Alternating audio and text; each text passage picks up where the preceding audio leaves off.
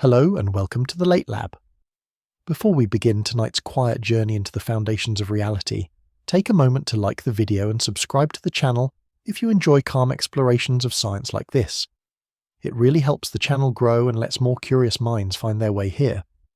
And I'd also love to know where you're watching or listening from tonight. Whether you're in a city apartment, a quiet rural town, or somewhere halfway across the world, leave a comment below. It's always fascinating to see how people from so many different places gather here together, all connected by curiosity about the universe, and in a way, that idea of being connected across space might be more than just poetic. Because according to modern physics, every one of us may already be connected in a much deeper sense. Right now, wherever you are sitting, on a couch, lying in bed, or perhaps looking out a window into the night, the space around you may seem empty, but physics tells us something very different. The space around you, the air in the room, even the empty gaps between the atoms in your body, may actually be filled with invisible fields stretching across the entire universe. These fields are not just abstract mathematical ideas. According to our best physical theories, they are the fundamental ingredients of reality itself. What we call particles, electrons, photons, quarks, may not be tiny solid objects at all. Instead, they may be little ripples, tiny vibrations, momentary disturbances in deeper structures that permeate space, structures that physicists call quantum fields. In this picture of the universe, everything you see around you, every atom, every beam of light, every distant galaxy, may simply be patterns of motion in these underlying fields. Even the empty space between galaxies may not truly be empty. It may be alive with subtle fluctuations, restless and dynamic at the smallest scales. This idea is the foundation of one of the most successful theories ever created in science, a theory known as quantum field theory. Quantum field theory is the framework physicists use to describe the particles and forces that make up the universe. It lies at the heart of the standard model of particle physics, the theory that explains nearly everything we know about the microscopic world. And yet, despite its extraordinary success, the picture it paints of reality can feel deeply strange. Because if quantum field theory is correct, then the universe may not be built from objects at all. Instead, reality may be something closer to a vast invisible ocean of fields, constantly rippling and interacting across space and time. Particles appear, particles vanish, forces emerge from exchanges between these fields, and beneath everything we experience lies a deeper level of structure we cannot directly see. Tonight, we're going to explore this remarkable idea together. Slowly and calmly, we'll travel from the familiar world of atoms and particles into the deeper framework that modern physics uses to describe the universe. Along the way, we'll encounter some of the most powerful ideas in science, from the birth of quantum mechanics, to the discovery of invisible fields filling space, to the strange activity of the quantum vacuum itself. We'll meet the scientists who helped uncover these ideas, some famous, some less widely known, but no less brilliant. And by the end of this journey, we may begin to see reality in a slightly different way, not as a collection of tiny objects floating in empty space, but as a living network of fields stretching across the cosmos, vibrating in countless subtle ways. A universe where everything, from distant galaxies to the atoms in your hands, might ultimately be made of the same invisible fabric. So wherever you're watching tonight, take a slow breath, get comfortable, and let's begin our exploration into the quantum field theory of reality. If you look around the room you're in right now, the world appears reassuringly solid. A chair feels firm beneath you. A table holds its shape. A wall seems stable, unmoving, dependable. For most of human history, this was simply how reality appeared. Matter looked like continuous stuff. Solid objects were made of smaller solid pieces, and those pieces were made of even smaller bits of material. It was a comfortable picture, but as science gradually advanced, that comforting image began to dissolve, and what replaced it turned out to be far stranger. The question at the heart of tonight's journey is a simple one, though it has kept philosophers and physicists awake at night for more than 2,000 years. What is reality actually made of? Not the objects we see around us, but the deeper ingredients beneath them.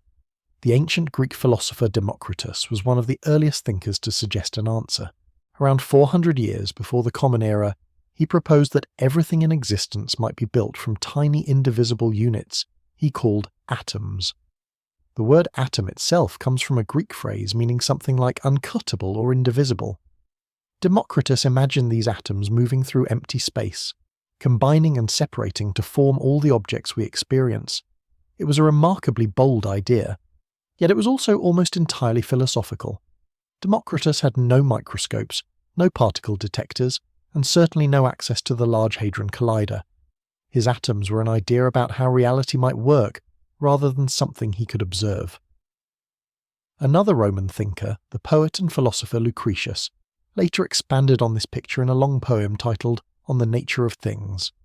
Written in the 1st century before the Common Era, the work describes a universe made from invisible atoms moving endlessly through the void. Lucretius even imagined dust motes dancing in sunlight, as a hint of unseen particles in motion. In a way, he was surprisingly close, but for many centuries these ideas remained speculative. Most people believed matter was continuous, made from mixtures of elements like earth, air, fire, and water. It was not until the early 19th century that the atomic idea returned in a scientific form. An English chemist named John Dalton began studying how chemical reactions combine elements in fixed proportions. Around the early 1800s, Dalton realized that the simplest explanation was that elements were made of tiny particles that could not be subdivided during chemical reactions. These particles behaved exactly like the atoms imagined by Democritus. Dalton's atomic theory marked the beginning of modern scientific chemistry. For the first time, atoms were not just philosophical guesses. They became practical tools for explaining how matter behaves. Yet even Dalton believed atoms were indivisible. And once again, the universe had another surprise waiting.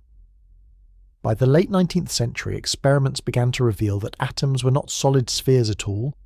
In 1897, a physicist named Joseph John Thomson discovered the electron while studying cathode rays. These mysterious glowing streams inside glass tubes turned out to be tiny negatively charged particles. The discovery of the electron showed that atoms had internal structure.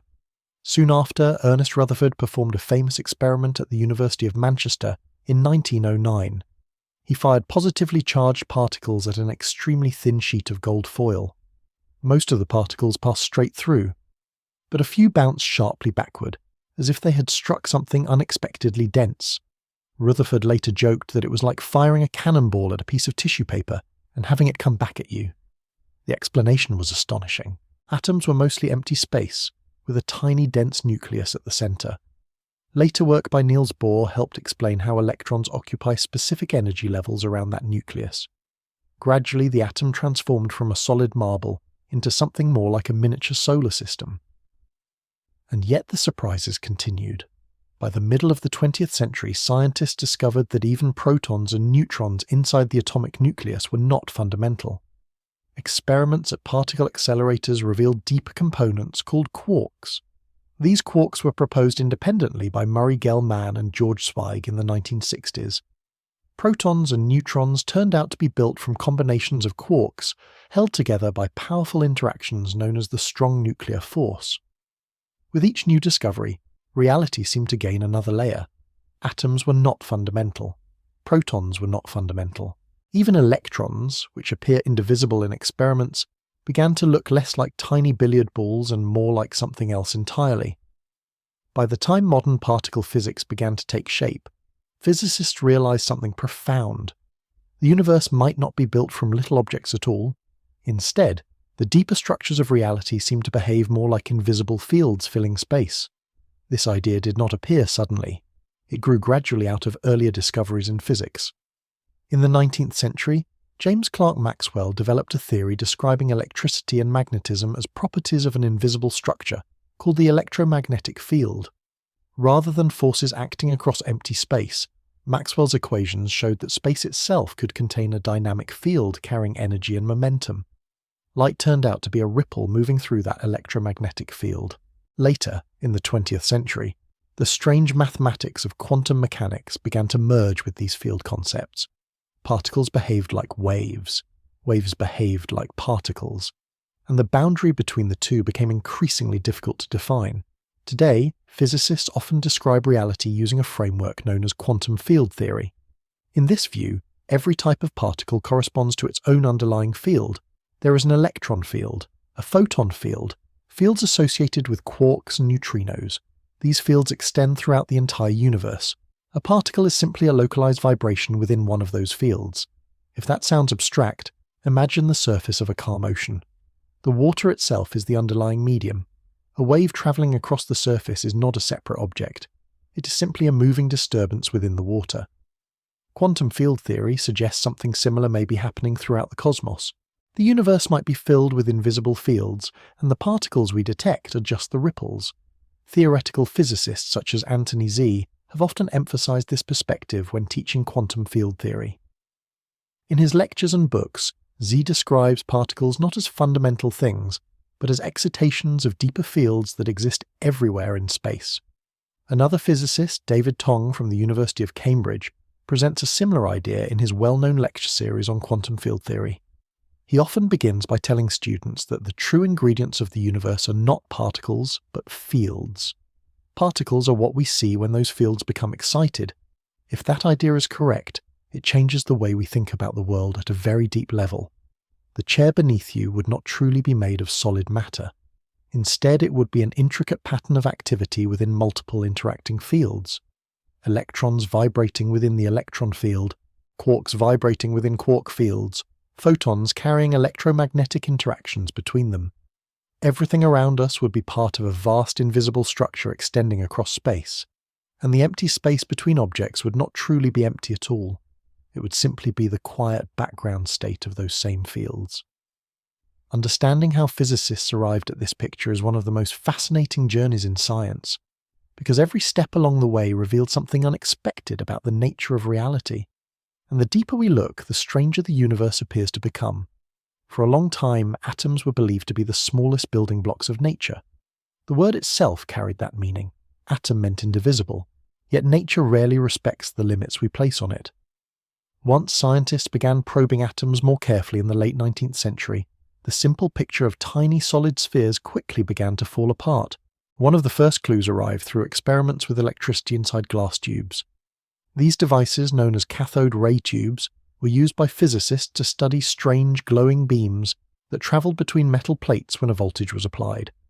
In 1897, an English physicist named Joseph John Thomson conducted a series of careful experiments with these tubes at the Cavendish Laboratory in Cambridge. By applying electric and magnetic fields to the glowing rays, Thomson noticed that the beams bent in predictable ways. This behaviour revealed something remarkable. The rays were not light. They were streams of tiny charged particles. Thomson calculated that these particles were roughly 2,000 times lighter than the smallest atom known at the time, the hydrogen atom. That meant they could not be atoms themselves. They had to be pieces of atoms. Thomson had discovered the electron. For the first time, the supposedly indivisible atom had been cracked open. At first, Thomson proposed that atoms might resemble a kind of soft sphere of positive charge, with electrons embedded throughout it, a model sometimes called the plum pudding model. The name is charming, although it does make the atom sound like a dessert rather than a structure of nature. But the plum pudding idea did not survive long. In 1909, a young physicist named Ernest Rutherford supervised a remarkable experiment carried out by Hans Geiger and Ernest Marsden at the University of Manchester. They fired a beam of positively charged particles at an extremely thin sheet of gold foil. The foil was only a few hundred atoms thick.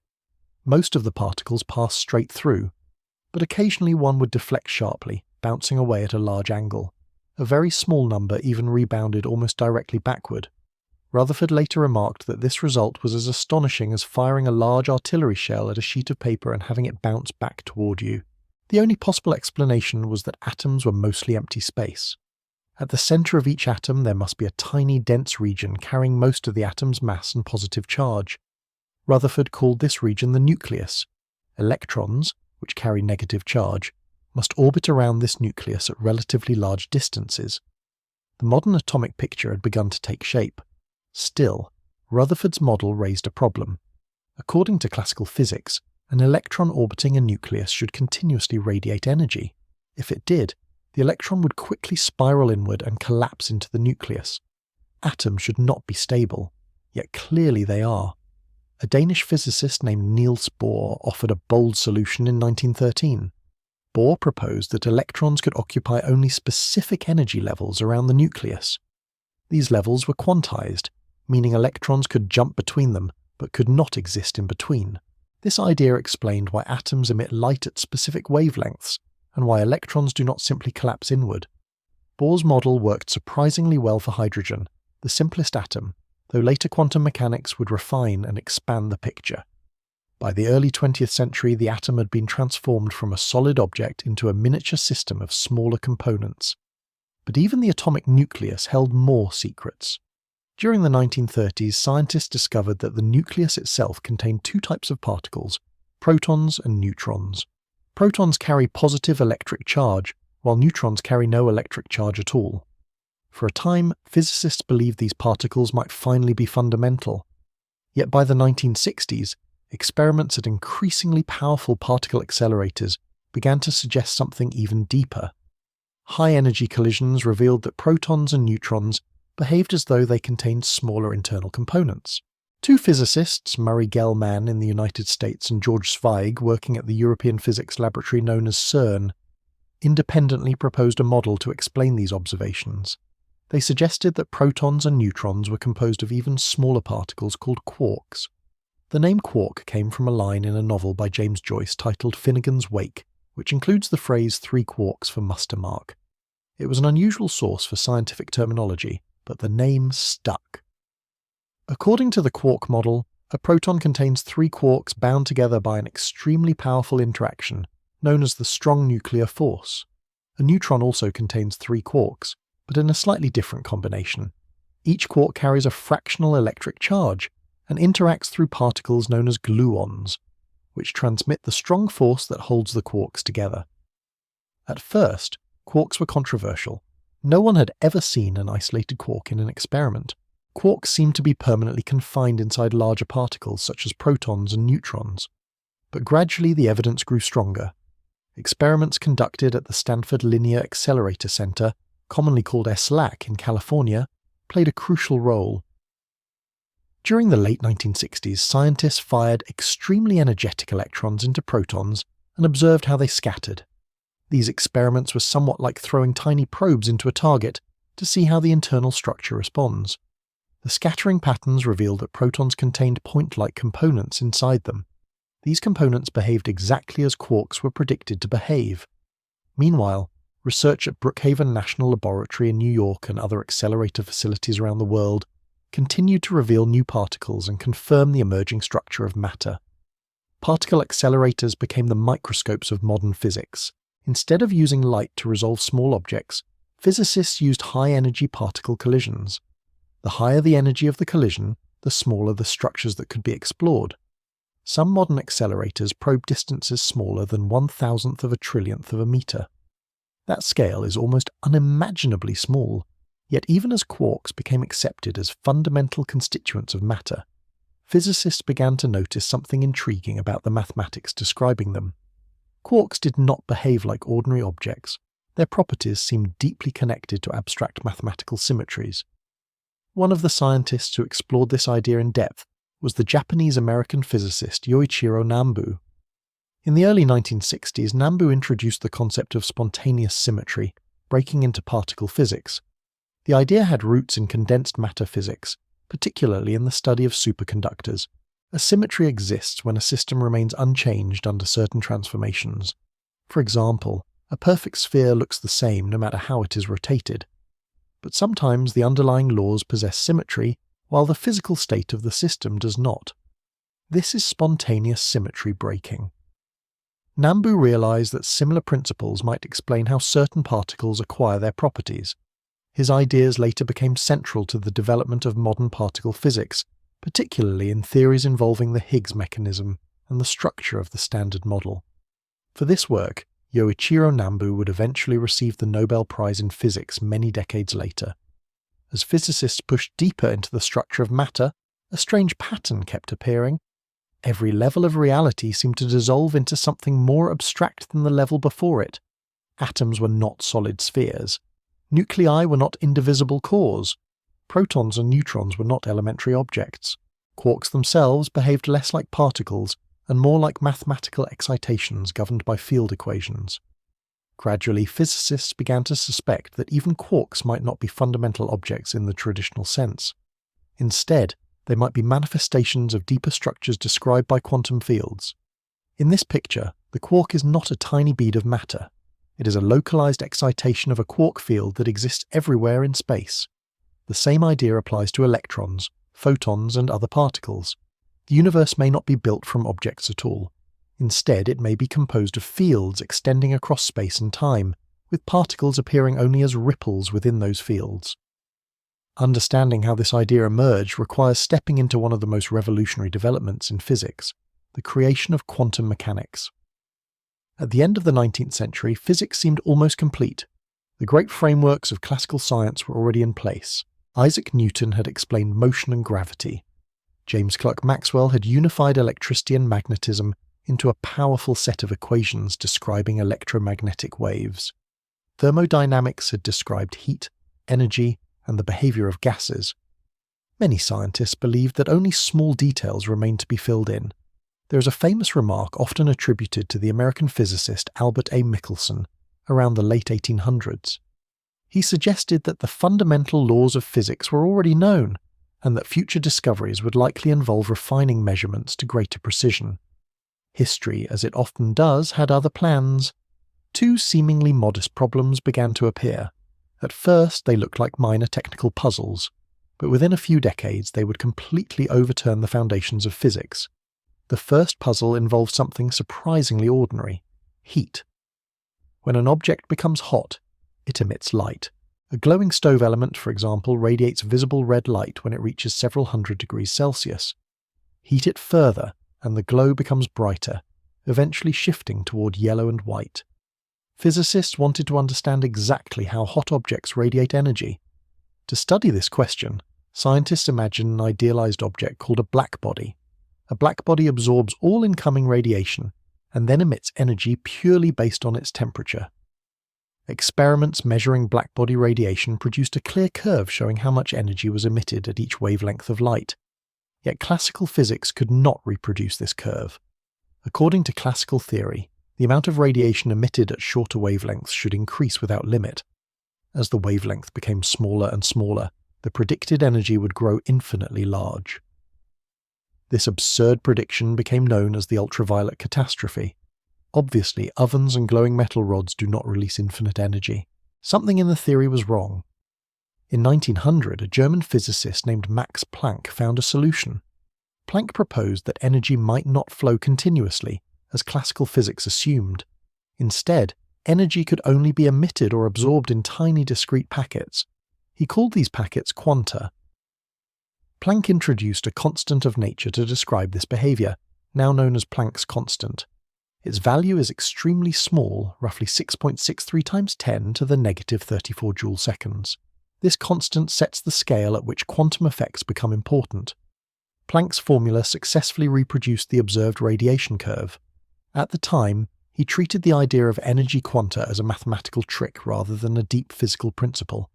Even Planck himself was unsure whether nature truly behaved this way, but the idea would soon gain unexpected support. In 1905, a young physicist working at the Swiss Patent Office named Albert Einstein published several remarkable papers. One of them addressed another puzzling phenomenon known as the photoelectric effect. When light shines on certain metals, electrons can be ejected from the surface. Classical wave theory predicted that the energy of these electrons should depend on the intensity of the light. Experiments showed something different. The energy of the emitted electrons depended on the frequency of the light, not its brightness. Einstein proposed that light itself might be made of discrete particles, later called photons.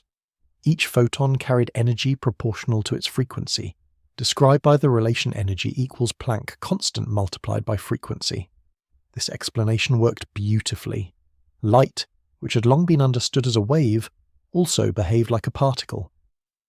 The universe was beginning to reveal a strange dual personality. Soon, this dual nature began to appear everywhere. Electrons, which were originally discovered as particles, could also behave like waves under certain conditions. Experiments such as electron diffraction showed that streams of electrons could form interference patterns, the same patterns produced by overlapping water waves. This strange behavior became known as wave-particle duality. In the early 20th century, physicists began building a new theoretical framework to describe these phenomena. Niels Bohr proposed that electrons in atoms occupy discrete energy levels. Werner Heisenberg developed matrix mechanics, a mathematical approach describing observable quantities without relying on classical trajectories. Around the same time, Erwin Schrödinger introduced wave mechanics, describing particles through wave equations. Schrödinger's famous equation provided a way to calculate how the wave function of a particle evolves over time.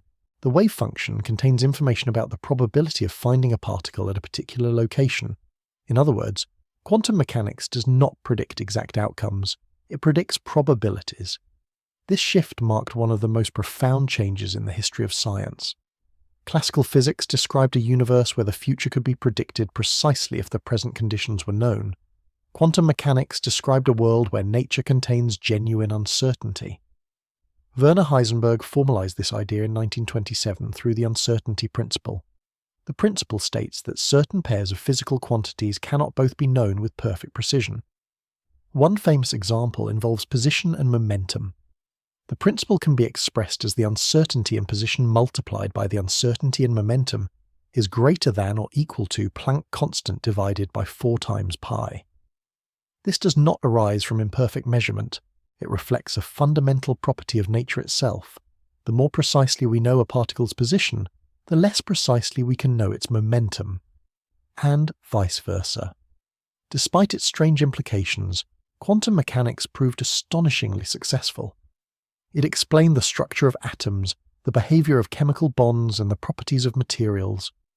Modern technologies such as lasers, transistors, and magnetic resonance imaging all rely on quantum principles. Yet the theory raised deep philosophical questions.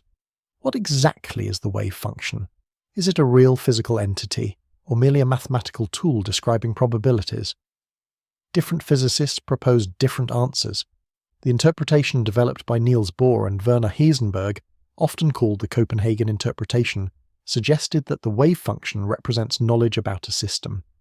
According to this view, the act of measurement plays a central role in determining outcomes, but not everyone found this satisfying. In 1952, the physicist David Bohm proposed an alternative interpretation known as the pilot wave theory. In Bohm's model, particles follow definite trajectories guided by a wave field that influences their motion. The theory restores determinism at the cost of introducing a deeper guiding structure beneath quantum behavior. Another dramatic idea appeared in 1957 when the American physicist Hugh Everett proposed what later became known as the many worlds interpretation. Everett suggested that the wave function never collapses during measurement. Instead, every possible outcome occurs in separate branches of reality.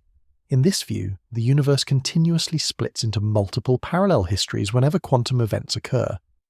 It is an extraordinary idea, one that still provokes debate among physicists today. Despite these differing interpretations, the underlying mathematics of quantum mechanics remains the same. All of them reproduce the same experimental predictions. Quantum mechanics works with astonishing precision. Calculations in quantum electrodynamics, a quantum theory of light and electrons, match experimental measurements to more than 10 decimal places. Few scientific theories have ever achieved such accuracy, and yet even with its predictive power, quantum mechanics leaves a lingering mystery. It describes how particles behave, but it does not fully explain what particles actually are. Electrons behave like waves, photons behave like particles. Both can interfere, spread out, and appear in discrete locations when measured. The deeper nature of these entities remains difficult to picture. As physicists explored these questions further, they began to suspect that particles might not be the true foundation of reality. Instead, particles might emerge from something deeper, something more fundamental than both waves and particles. That deeper structure would eventually take the form of quantum fields. Long before physicists began speaking about quantum fields, the idea of a field had already quietly entered science. It appeared almost accidentally, as a way of describing how objects influence one another across space. Consider gravity. When you drop an object, it falls toward the Earth. The reason seems obvious enough. Earth pulls on it. But this simple explanation hides a deeper question. How does the Earth pull on something without touching it? In the late 17th century, Isaac Newton described gravity as a universal force. His law of gravitation explained how every object with mass attracts every other object with mass. Newton expressed this with a simple mathematical relationship. The gravitational force equals the gravitational constant multiplied by the mass of the first object multiplied by the mass of the second object, divided by the square of the distance between them.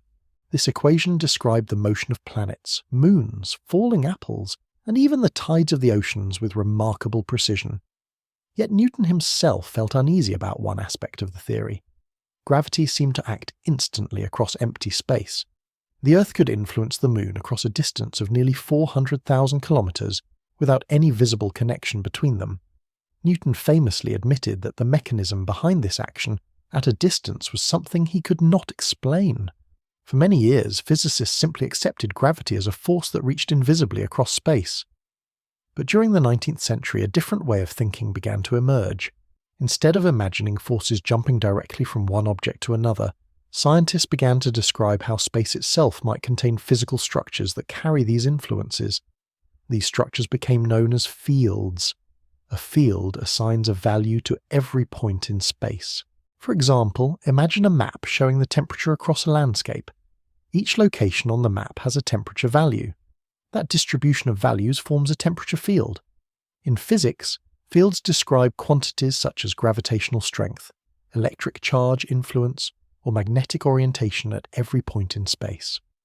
The concept became especially powerful in the study of electricity and magnetism.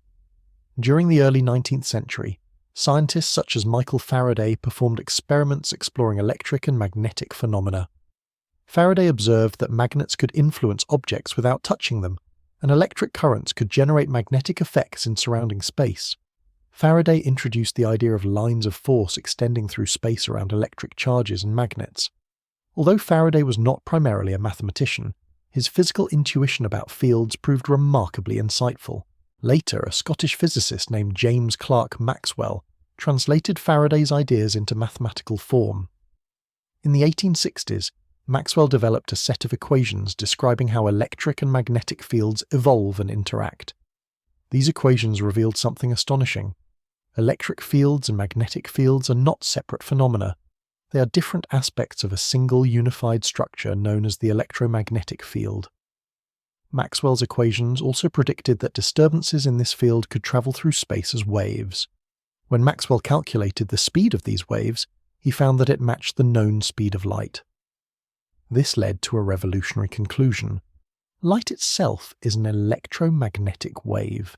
In other words, what we perceive as light is actually a vibration traveling through the electromagnetic field. The discovery unified optics, electricity, and magnetism into one coherent framework. For the first time, fields were not just mathematical tools. They appeared to be real physical structures capable of carrying energy and momentum. This idea gradually transformed the way physicists thought about forces. Instead of forces acting instantly across empty space, objects influenced the fields surrounding them. Those fields then affected other objects nearby. The field became the intermediary. In the early 20th century, this field perspective would deepen even further. Albert Einstein re-examined the nature of gravity itself. In 1915, Einstein published the general theory of relativity. In this theory, gravity is no longer described as a force in the Newtonian sense. Instead, gravity arises from the curvature of space-time. Mass and energy alter the geometry of space-time around them, and objects move along paths determined by that curved geometry. The central idea can be summarized by one of the most famous relationships in physics. Energy equals mass multiplied by the speed of light squared. This equation expresses the equivalence between mass and energy, showing that mass itself represents a form of stored energy. In general relativity, the presence of mass and energy determines how space-time bends. That curvature then guides the motion of planets, stars, and galaxies. Although the mathematics of general relativity is highly sophisticated, the conceptual picture can be visualized in a simple way. Imagine placing a heavy ball on a stretched sheet of fabric. The ball creates a depression in the sheet. Smaller objects rolling nearby follow curved paths around that depression. The analogy is not perfect, but it helps illustrate how mass can influence the geometry of space itself. In this sense, gravity can be thought of as a field built into the structure of space-time. Meanwhile, the electromagnetic field continued to play a central role in physics. By the early 20th century, it had become clear that many fundamental interactions could be described through fields extending throughout space. A mathematician and physicist named Hermann Weyl contributed significantly to this growing understanding. Weyl explored the idea that certain symmetries in physics could give rise to fields automatically. He developed early versions of what would later become known as gauge symmetry. Gauge symmetry refers to transformations that can be performed on certain physical quantities without changing the observable behavior of a system. These symmetries turn out to be deeply connected to the existence of fundamental forces. Although Weyl's original proposal did not immediately succeed, the concept of gauge symmetry later became a cornerstone of modern particle physics. Today, gauge theories describe the electromagnetic force, the weak nuclear force, and the strong nuclear force. All of them emerge from mathematical symmetries in the underlying fields. By this point, a new picture of the universe was gradually forming. Space was not an empty stage where objects simply moved around. Instead, space was filled with invisible structures. Gravitational fields shaped the motion of planets. Electromagnetic fields carried light across the cosmos. Magnetic fields surrounded stars and planets. These fields assigned physical properties to every point in space. Even regions far from matter still contained fields. The idea of empty space began to fade. As quantum mechanics developed during the early 20th century, physicists faced a natural question. If light is a vibration of the electromagnetic field and particles behave like waves, could particles themselves also arise from deeper fields? This question would lead physicists toward one of the most profound frameworks ever developed. The theory that describes particles not as fundamental objects, but as excitations of underlying fields, the theory now known as quantum field theory. By the early decades of the 20th century, physics had developed two extraordinary theories. Each of them worked remarkably well. Each had been confirmed through careful experiment. And yet, when scientists tried to combine them, something deeply puzzling happened. The two theories refused to cooperate. One of these theories was quantum mechanics. The other was Albert Einstein's theory of special relativity. Special relativity had been introduced in 1905. In that theory, Einstein showed that the laws of physics must remain the same for all observers moving at constant speeds relative to one another. From this principle came several surprising consequences. Time does not flow at the same rate for all observers. Lengths contract when objects move at speeds close to the speed of light. And perhaps most famously, mass and energy are related through the equation energy equals mass multiplied by the speed of light squared. This relationship revealed that mass itself is a concentrated form of energy. Special relativity also established an absolute speed limit for the universe. Nothing carrying information can travel faster than light, which moves at roughly 300,000 kilometers per second in empty space. Meanwhile, quantum mechanics was developing its own strange but powerful rules for describing microscopic particles. Electrons behaved like waves. Energy levels were quantized. Measurements produced probabilistic outcomes rather than perfectly predictable results. Individually, both theories were extremely successful, but combining them proved surprisingly difficult. One reason was that ordinary quantum mechanics assumed particles existed continuously through time. An electron could move, change energy levels, or scatter off another particle, but it always remained the same particle. Special relativity, however, suggested something more radical. Because energy and mass are interchangeable, a sufficiently energetic process could create entirely new particles. Imagine two photons colliding with enough energy. According to relativity, their energy could transform into mass, producing a pair of particles such as an electron and its counterpart. In other words, particles might appear and disappear. Ordinary quantum mechanics was not designed to handle that possibility. To describe processes where particles can be created or destroyed, physicists needed a new framework. The search for that framework began with one of the most elegant equations ever written in physics. In 1928, a young British physicist named Paul Dirac was attempting to develop a quantum description of the electron that respected the requirements of special relativity. Earlier equations, such as the Schrödinger equation, worked well for slow-moving particles, but they did not properly incorporate the relativistic relationship between energy and momentum. Dirac wanted an equation that satisfied both quantum mechanics and special relativity. After careful mathematical exploration, he discovered a remarkable solution. The equation that now bears his name describes how the quantum state of an electron evolves, while remaining consistent with relativistic principles. One consequence of Dirac's equation was deeply unexpected. The equation allowed solutions corresponding to negative energy states. At first, this seemed troubling.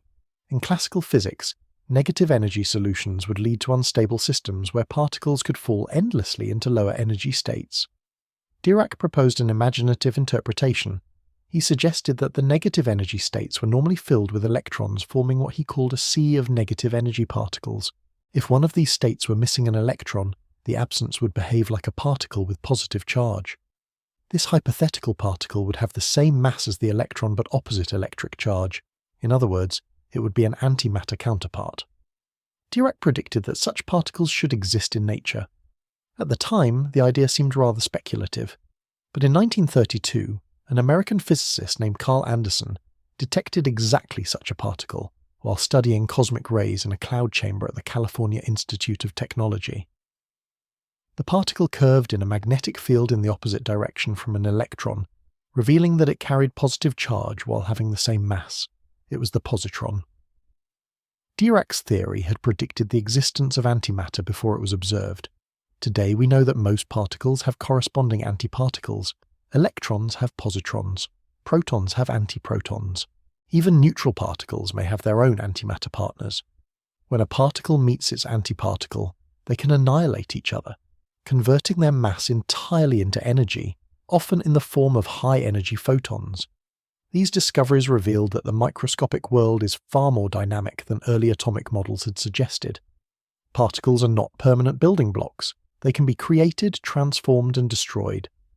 Another scientist played an important role in developing the mathematics needed to describe this behavior. His name was Pascual Jordan. Jordan was a German physicist who worked alongside Max Born and Werner Heisenberg during the early development of quantum mechanics. But Jordan's contributions did not stop there. He became one of the first researchers to explore the idea that fields themselves could be quantized. Earlier, fields such as the electromagnetic field were treated as continuous classical quantities. They could vibrate like waves, but they were not considered to be made of discrete quantum units.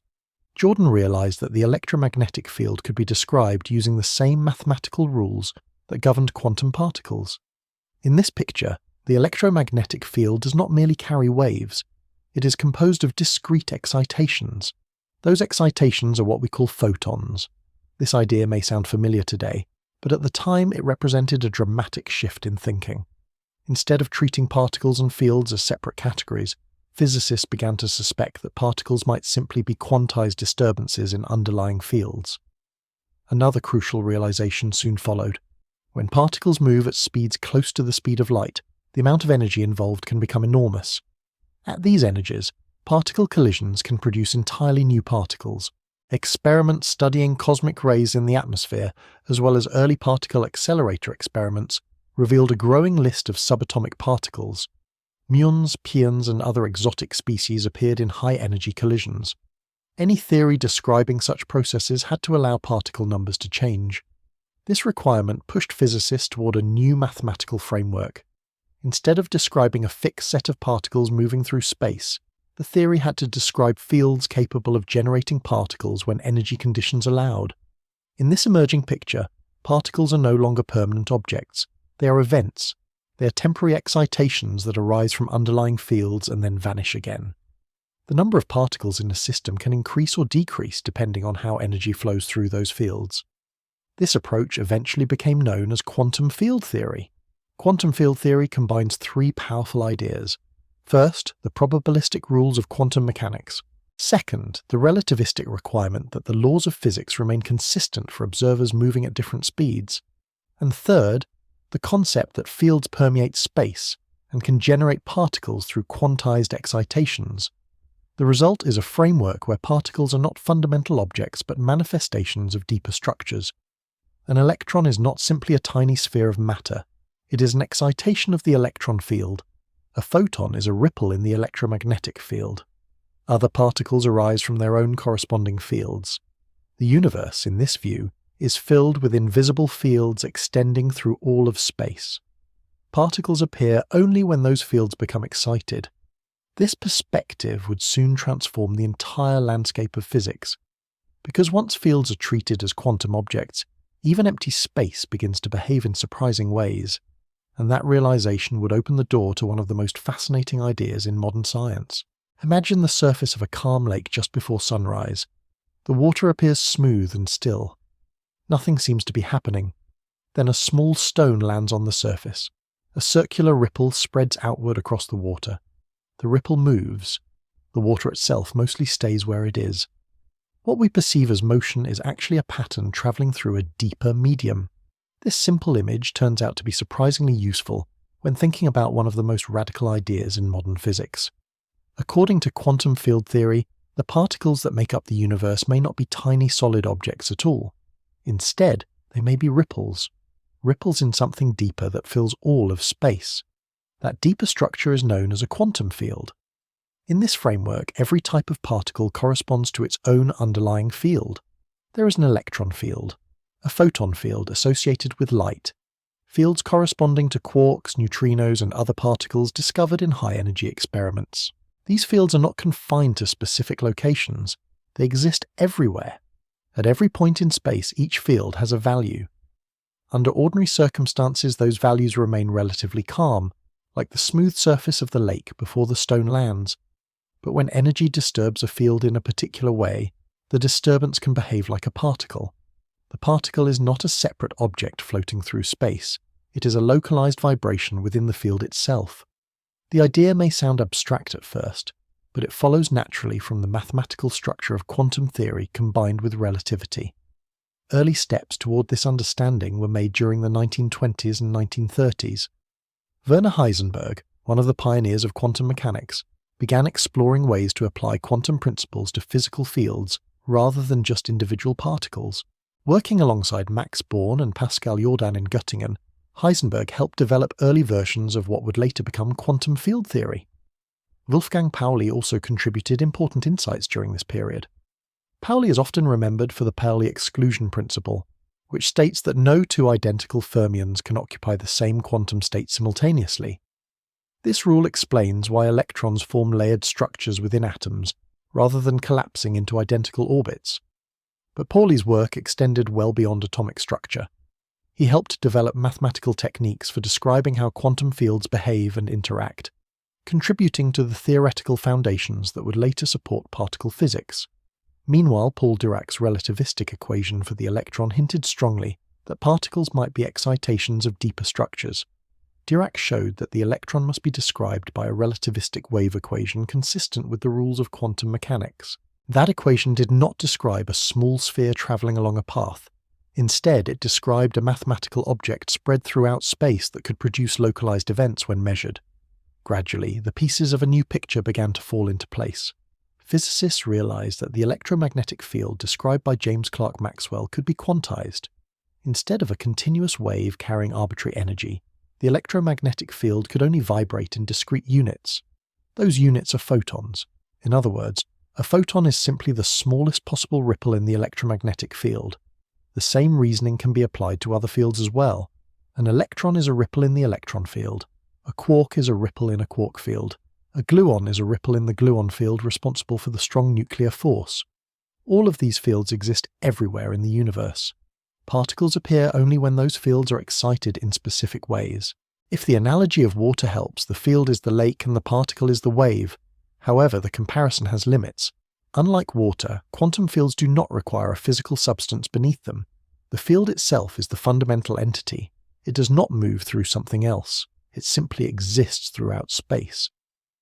Later generations of physicists refined this idea into a more precise theoretical framework.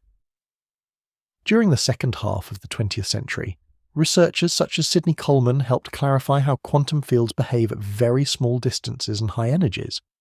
Coleman worked extensively at Harvard University and made important contributions to the understanding of renormalization and the structure of quantum field theories. His lectures and research helped shape how modern physicists think about interacting fields. Another influential figure was Steven Weinberg. Weinberg played a major role in developing the modern standard model of particle physics, which describes the electromagnetic force the weak nuclear force, and the strong nuclear force within a unified quantum field framework. Weinberg emphasized that particles should not be thought of as fundamental objects. Instead, the true building blocks of the universe are fields obeying certain symmetry principles. The particles we observe in experiments emerge naturally from those fields. This shift in perspective changes the way we think about matter itself. Take the electron as an example. In everyday language, we often imagine an electron as a tiny point particle orbiting the nucleus of an atom. But in quantum field theory, the electron is an excitation of the electron field. The field extends across the entire universe. When energy causes the field to vibrate in a particular way, a localized disturbance appears. That disturbance behaves like a particle with a specific mass and electric charge. Because the field exists everywhere, identical electrons can appear anywhere in space. They are not independent objects produced individually. They are manifestations of the same underlying field. This helps explain one of the most puzzling properties of elementary particles. Every electron in the universe appears to be exactly identical to every other electron. Their masses match precisely. Their electric charges are identical down to extremely high precision. In ordinary objects, such perfect uniformity would be surprising. But if electrons are simply excitations of a universal field, their identical nature makes sense. Each electron is produced by the same underlying structure. Quantum field theory also explains why particles can be created and destroyed. If enough energy is concentrated in a small region of space, the energy can excite a field strongly enough to produce new particle excitations. Conversely, when a particle encounters its corresponding antiparticle, the excitations can cancel, returning their energy to the surrounding fields. This is why high-energy collisions in particle accelerators can generate entirely new particles. Facilities such as CERN in Switzerland or Fermilab in the United States accelerate particles to enormous speeds and smash them together. The energy released in these collisions excites multiple fields at once, producing showers of particle excitations that detectors record. The detectors are not observing tiny solid objects breaking apart. They are observing patterns of energy spreading through interacting quantum fields. Gradually, physicists came to recognize that this field-based description provides the most accurate picture of the microscopic world. In the standard model of particle physics, every known particle arises from a specific quantum field. The electron field produces electrons, the photon field produces photons. Quark fields produce quarks. Other fields generate particles such as neutrinos, gluons, and the recently discovered Higgs boson. From this perspective, the universe is not made of objects. It is made of fields. Particles are temporary patterns within those fields. Matter itself becomes a kind of organized vibration within the deeper fabric of reality. It is a strange and beautiful idea, and it suggests that the empty space around us may not be empty at all. Because even when no particles are present, the fields remain. If the picture offered by quantum field theory is correct, then the universe is filled with invisible structures that extend everywhere. These structures are quantum fields. They are not confined to planets, stars, or atoms. They do not begin and end at the boundaries of matter. Instead, they permeate all of space, from the interior of an atom to the vast emptiness between distant galaxies. Every type of particle we know corresponds to its own field. There is an electron field that produces electrons. There is a photon field responsible for particles of light. There are quark fields that give rise to the quarks inside protons and neutrons. There are neutrino fields associated with the extremely light particles that stream through the Earth in enormous numbers every second. Even the Higgs boson, discovered in 2012 at the Large Hadron Collider at CERN, arises from a field known as the Higgs field that fills the entire universe. All of these fields exist simultaneously. They overlap, interact, and influence one another in subtle ways. If a region of space appears empty, that does not mean the fields are absent. It simply means that the fields are in their lowest energy state, with no large excitations present. A particle appears when energy disturbs a field in a specific pattern. That disturbance behaves like a localized object, but underneath the surface, what is actually moving is the field itself. This idea helps explain a curious property of elementary particles.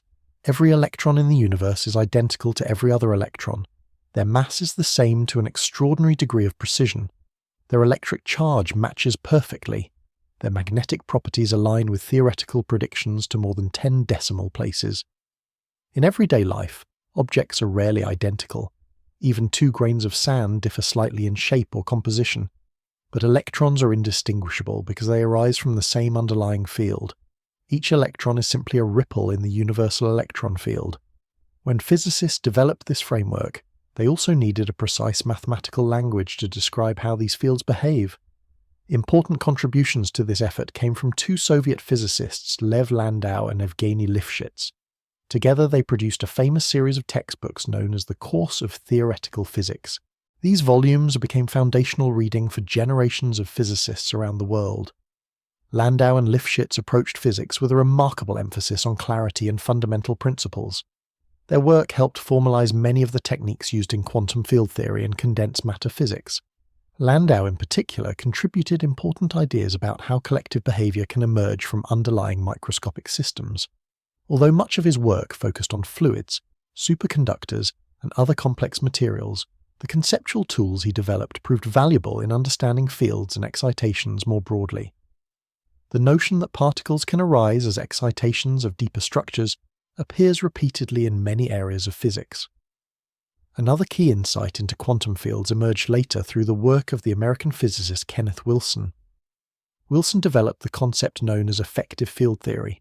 To understand this idea, it helps to think about how different scales of nature reveal different kinds of behavior. Consider a beach. From far away, the coastline might look like a smooth curve separating land from sea. As you move closer, the smooth curve becomes more irregular. Rocks, tide pools, and inlets appear. If you kneel down and examine the sand itself, you find individual grains with their own shapes and textures. Each scale reveals new details. Physics behaves in a similar way. The laws that describe a system at one scale may look very different from the laws that describe it at another. For example, when studying the motion of planets, physicists can often ignore atomic structure entirely. Newton's laws describe planetary motion perfectly well without mentioning electrons or quarks. But if you zoom down to the scale of atoms, classical mechanics no longer works. Quantum mechanics becomes essential, and if you probe distances smaller than the size of a proton, quantum field theory takes over. Kenneth Wilson realized that the behavior of physical systems can be understood by gradually changing the scale at which they are examined. In his renormalization group approach, Wilson studied how the mathematical description of a system evolves as the energy scale changes. At low energies, certain details of the underlying theory may become irrelevant. Only the most important interactions remain visible. At extremely high energies, new particles and interactions can emerge. This idea explains why effective theories can work extremely well, even if they do not capture every microscopic detail. For example, the physics of air flowing around an airplane can be described using fluid dynamics without tracking the motion of individual molecules. Similarly, many properties of atoms can be described without considering quarks. Each level of description is an effective theory valid within a certain range of scales. Quantum field theory fits naturally into this picture. At the most fundamental levels currently accessible to experiment, quantum fields appear to provide the best description of matter and forces. But even this framework might someday turn out to be an effective theory emerging from an even deeper structure. For now, however, the quantum field picture works extraordinarily well. Experiments performed at particle accelerators around the world confirm its predictions with remarkable accuracy. When particles collide at high energies, detectors observe patterns of debris that match the calculations of quantum field theory with stunning precision. These results suggest that fields truly do form the underlying architecture of the microscopic world. The particles we detect are not separate building blocks stacked together like bricks. They are temporary patterns of energy moving through universal fields. From this viewpoint, the matter around you becomes something subtly different from what everyday intuition suggests. The atoms in your body are not tiny rigid spheres. They are dynamic systems of interacting fields, electrons appearing as excitations of the electron field, quarks emerging from quark fields inside protons and neutrons, photons carrying electromagnetic interactions between charged particles. Every piece of matter becomes a choreography of vibrating fields.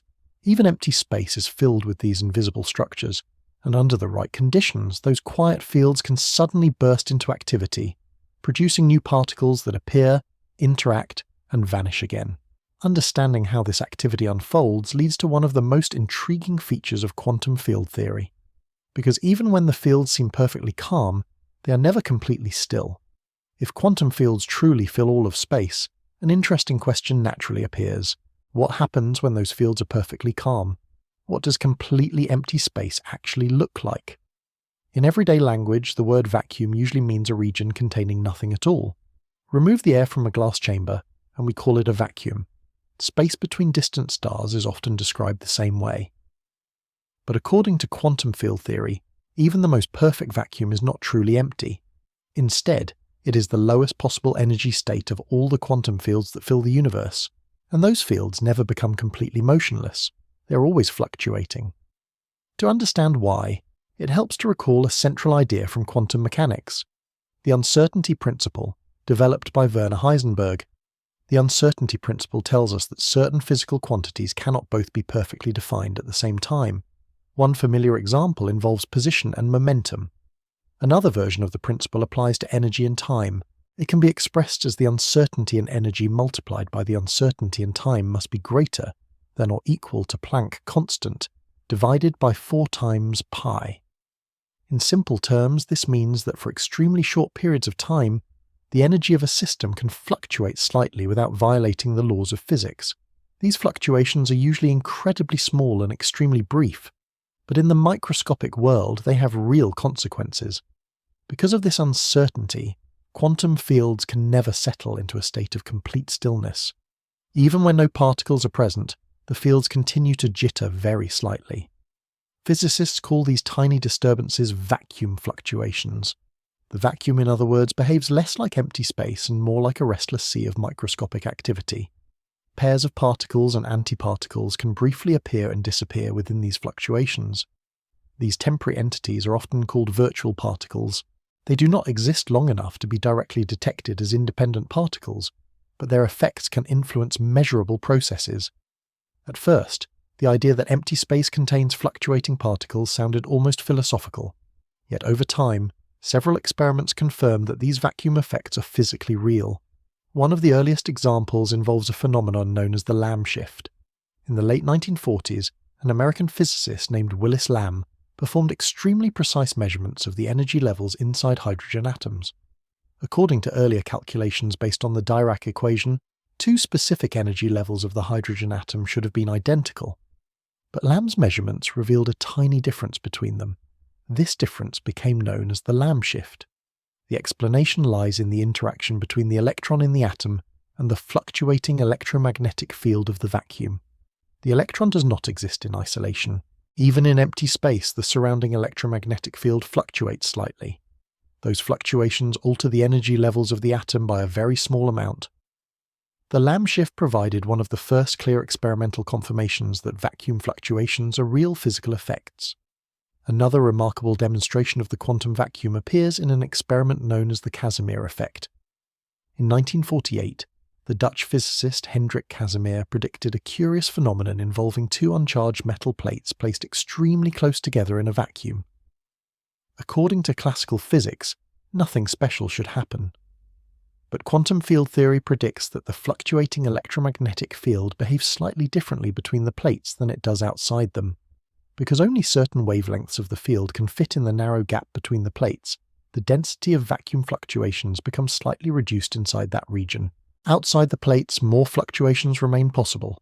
This imbalance produces a tiny force pushing the plates toward one another. The force is extremely small. If 2 plates are separated by a distance of about 1 micrometer, roughly the width of a bacterium, the pressure created by the Casimir effect is about 1/10,000th of atmospheric pressure. That may sound tiny, and it is, but it is measurable. Carefully designed laboratory experiments have confirmed the Casimir effect many times with impressive accuracy. The plates move together not because of any classical force, but because the quantum vacuum itself behaves differently, depending on the geometry of space.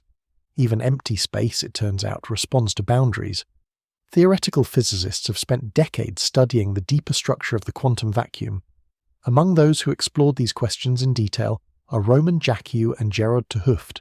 Roman Jacquiou, working for many years at the Massachusetts Institute of Technology, contributed important insights into the mathematical properties of quantum field theories and the role of vacuum structure in particle physics. His work helped clarify how subtle topological features can influence the behavior of fields even when no particles are present. Gerard 't Hooft, a Dutch physicist who later received the Nobel Prize in Physics, also made profound contributions to understanding the vacuum in nonlinear quantum field theories.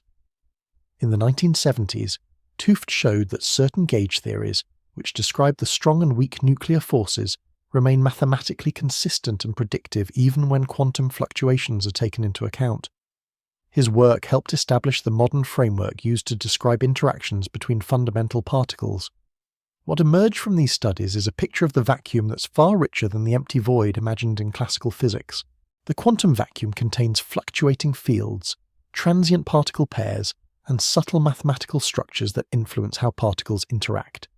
It behaves almost like an active background environment, rather than a featureless emptiness. Even far from stars and galaxies, space itself carries energy. In fact, modern cosmology suggests that the vacuum may contain a tiny but non-zero energy density, associated with dark energy, the mysterious component driving the accelerated expansion of the universe. Although the connection between vacuum fluctuations and dark energy remains an open question, it highlights how the properties of empty space can shape the evolution of the cosmos. For physicists, the vacuum is not the absence of reality. It is the foundation upon which everything else emerges. Fields fill every region of space, even where no particles are present. And because those fields obey the laws of quantum mechanics, they can never remain completely still. At the smallest scales imaginable, space is alive with microscopic motion. Tiny fluctuations constantly appear and vanish. Particles briefly flicker into existence and dissolve again. The quiet emptiness surrounding us is, in truth, anything but quiet. It is a restless background of invisible activity, continuously shaping the behavior of the universe. If particles are ripples in fields, then another natural question follows. How do those ripples influence one another? When two electrons repel each other, when a magnet pulls on a piece of metal, or when light pushes gently on a surface, something is clearly happening between the particles involved. For centuries, this influence was described simply as a force, but within the framework of quantum field theory, forces take on a deeper meaning. Instead of being mysterious actions at a distance, forces arise from interactions between fields. The particles we observe are excitations of their respective fields, and when those fields interact, energy and momentum can flow between them. That flow produces the effects we perceive as forces. The most familiar example is electromagnetism. Electromagnetism governs the behavior of charged particles and light.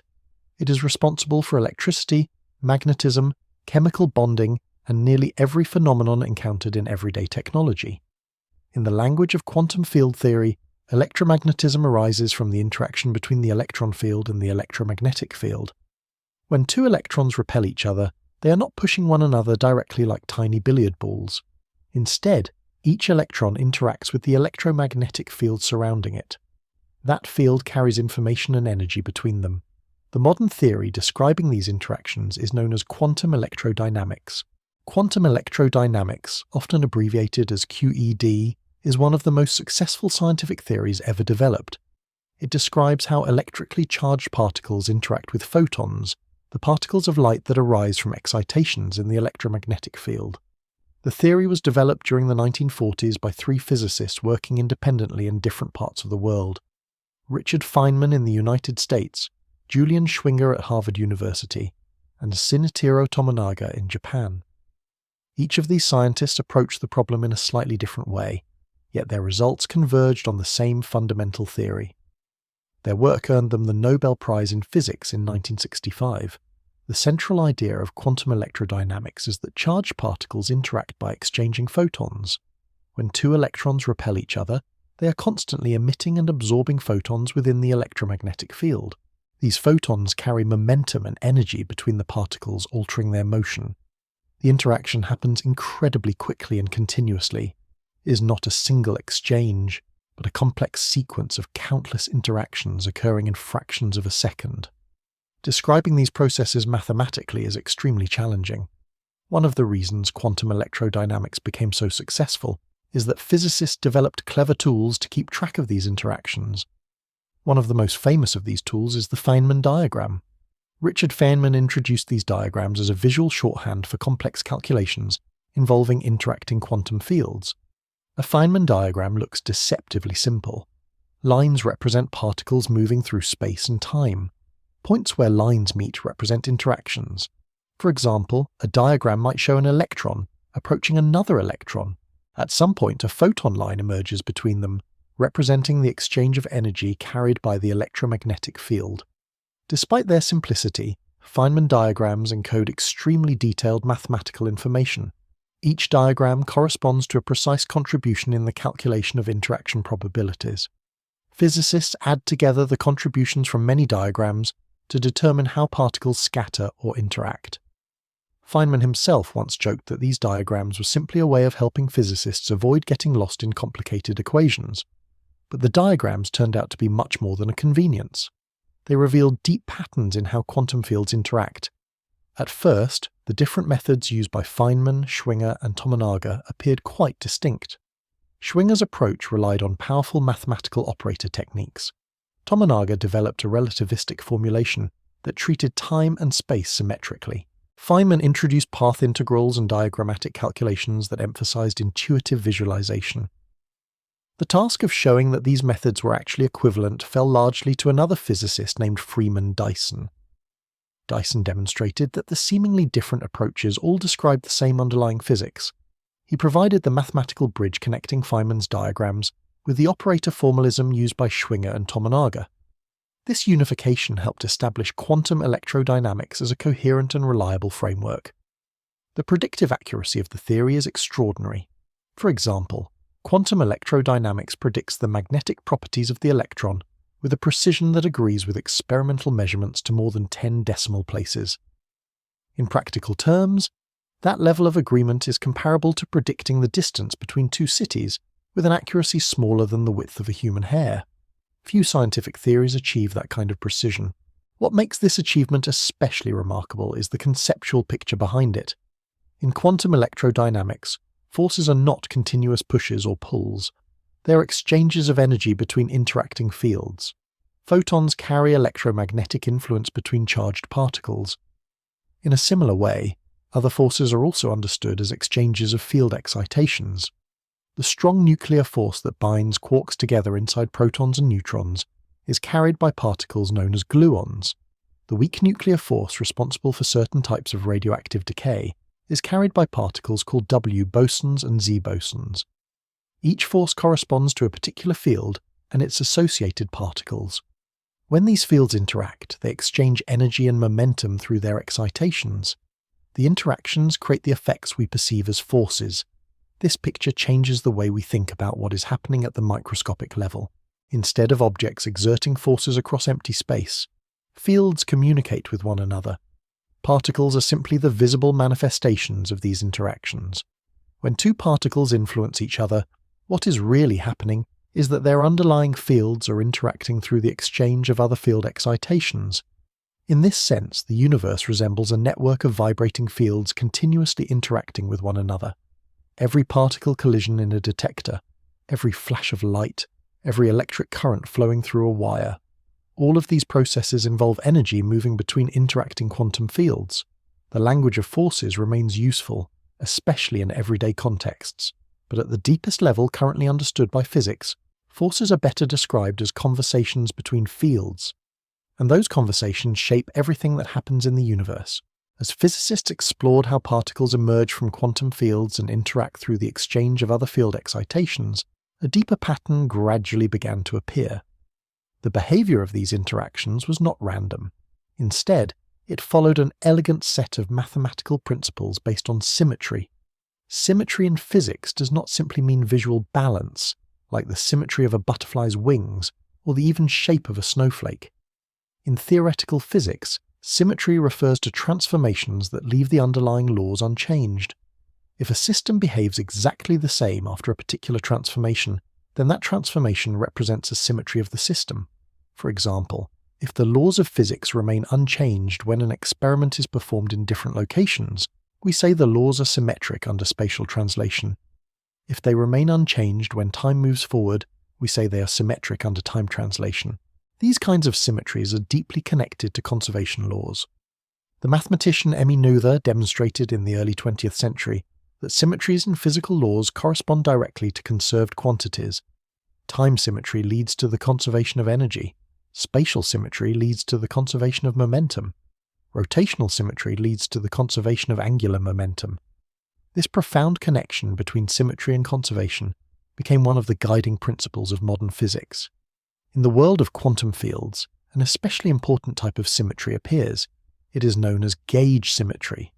Gauge symmetry involves transformations that can be applied to certain fields without changing the observable outcomes of experiments. At first glance, this may sound like a subtle mathematical detail, but it turns out that gauge symmetry plays a central role in determining how fundamental forces behave. The modern theory that organizes our understanding of elementary particles and their interactions is called the Standard Model of particle physics. The Standard Model describes the particles that make up matter and the forces that act between them, with the exception of gravity. Within this framework, matter particles are divided into two main categories. The first group consists of quarks. Quarks combine to form composite particles such as protons and neutrons. There are 6 known types of quarks, often called flavors. They are known as up, down, charm, strange, top and bottom. Protons and neutrons inside atomic nuclei are made from combinations of up and down quarks, held together by the strong nuclear force. The second group consists of leptons. The most familiar lepton is the electron, the particle responsible for electric currents and chemical bonding. Alongside the electron are heavier relatives known as the muon and the tau particle, as well as 3 types of neutrinos.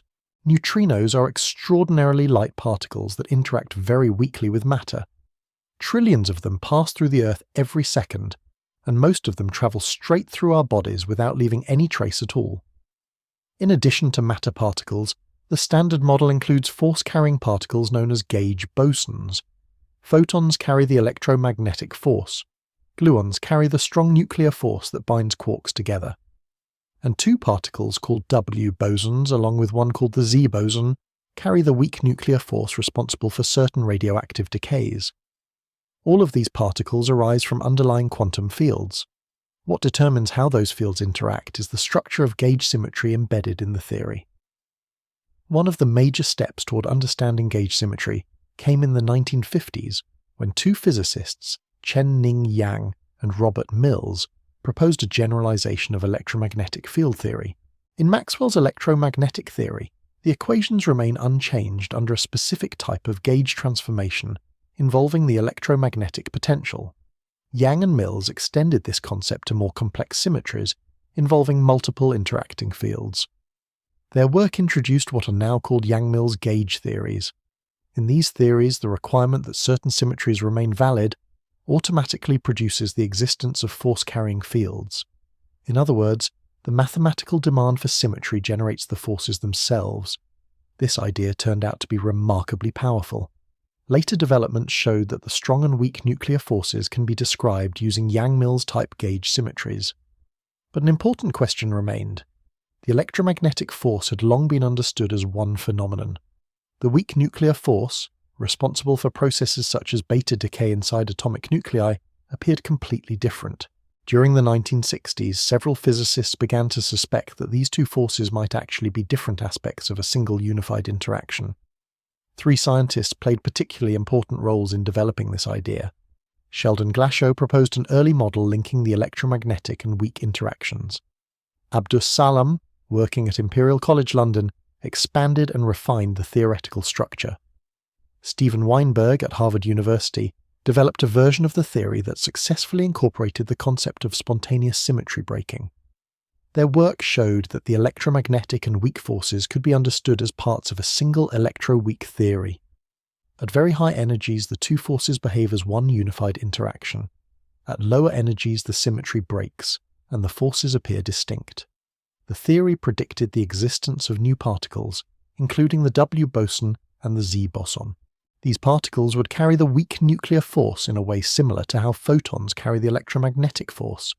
For years, these particles remained hypothetical, but in the early 1980s, experiments at the European Physics Laboratory known as CERN provided direct confirmation. Using a particle accelerator called the superproton synchrotron, scientists produced and detected the W and Z bosons. This discovery provided powerful evidence that the electroweak theory was correct. The Standard Model continued to grow in predictive success. physicists began testing it with increasingly powerful experiments. One of the most important tools for these investigations is the Large Hadron Collider, located at CERN near the border between Switzerland and France. The Large Hadron Collider is the most powerful particle accelerator ever constructed. It consists of a circular tunnel approximately 27 kilometers in circumference. Inside this ring, beams of protons are accelerated to speeds extremely close to the speed of light. These beams are guided by powerful superconducting magnets and brought into collision at specific points surrounded by enormous detectors. When two protons collide at such high energies, the collision briefly concentrates tremendous energy in a tiny region of space. According to the relation energy equals mass multiplied by the speed of light squared, this energy can produce entirely new particles. Detectors surrounding the collision points track the debris created by these events. By analyzing the resulting particle patterns, physicists can test the predictions of quantum field theory and the Standard Model. One of the most celebrated discoveries made at the Large Hadron Collider occurred in 2012. Two large research collaborations known as ATLAS and CMS independently detected evidence for a particle consistent with the Higgs boson. The Higgs boson arises from the Higgs field, a quantum field that permeates the universe and plays a central role in giving mass to other particles. The discovery confirmed a key component of the Standard Model that had been predicted nearly half a century earlier. Even today, experiments at CERN and other laboratories continue to probe the structure of quantum fields and the symmetries that govern them. The Standard Model remains one of the most successful scientific theories ever constructed. Yet it is not believed to be the final description of nature. It does not include gravity, it does not explain dark matter, and it leaves several deep questions unanswered. But what it does reveal is extraordinary. The behavior of matter and forces can be traced back to symmetries embedded within quantum fields. From this perspective, the architecture of the universe is written not only in particles and forces, but in patterns of symmetry that govern how those fields interact. And those symmetries continue to guide physicists as they search for an even deeper understanding of reality. One of the most intriguing questions in physics sounds deceptively simple. Why do particles have mass? Mass is something we experience constantly. It is the reason objects resist being pushed. It is the property that allows gravity to pull matter together to form planets, stars, and galaxies. In classical physics, mass was simply treated as an intrinsic property of matter. An object had mass because that was just part of what it meant to be matter. But when physicists began constructing the Standard Model of particle physics, something curious appeared in the equations. The mathematical structure describing the fundamental forces required many particles to begin as massless. This requirement came from the gauge symmetries underlying the theory. Gauge symmetry ensures that the equations describing the electromagnetic and weak nuclear forces remain consistent and predictive. However, if particles were assigned mass directly within these equations, the symmetry would break down in a way that destroyed the mathematical consistency of the theory. Yet experiments clearly showed that particles such as electrons and the W and Z bosons do possess mass. The theory needed a mechanism that would allow particles to acquire mass without destroying the gauge symmetry of the equations. During the early 1960s, several physicists independently explored a possible solution. Among them were the Belgian physicists François Englert and Robert Brute, working at the Université Libre de Bruxelles. Around the same time, the British physicist Peter Higgs at the University of Edinburgh developed a closely related idea. Other researchers, including Gerald Guralnick, Carl Hagen, and Tom Kibble, also contributed important insights into the mechanism. The central concept they explored involved something called spontaneous symmetry breaking. To understand spontaneous symmetry breaking, it helps to think about a simple physical example. Imagine placing a perfectly balanced pencil upright on its tip. In principle, the pencil could fall in any direction. The situation is symmetric because no direction is preferred, but once the pencil begins to fall, the symmetry is broken.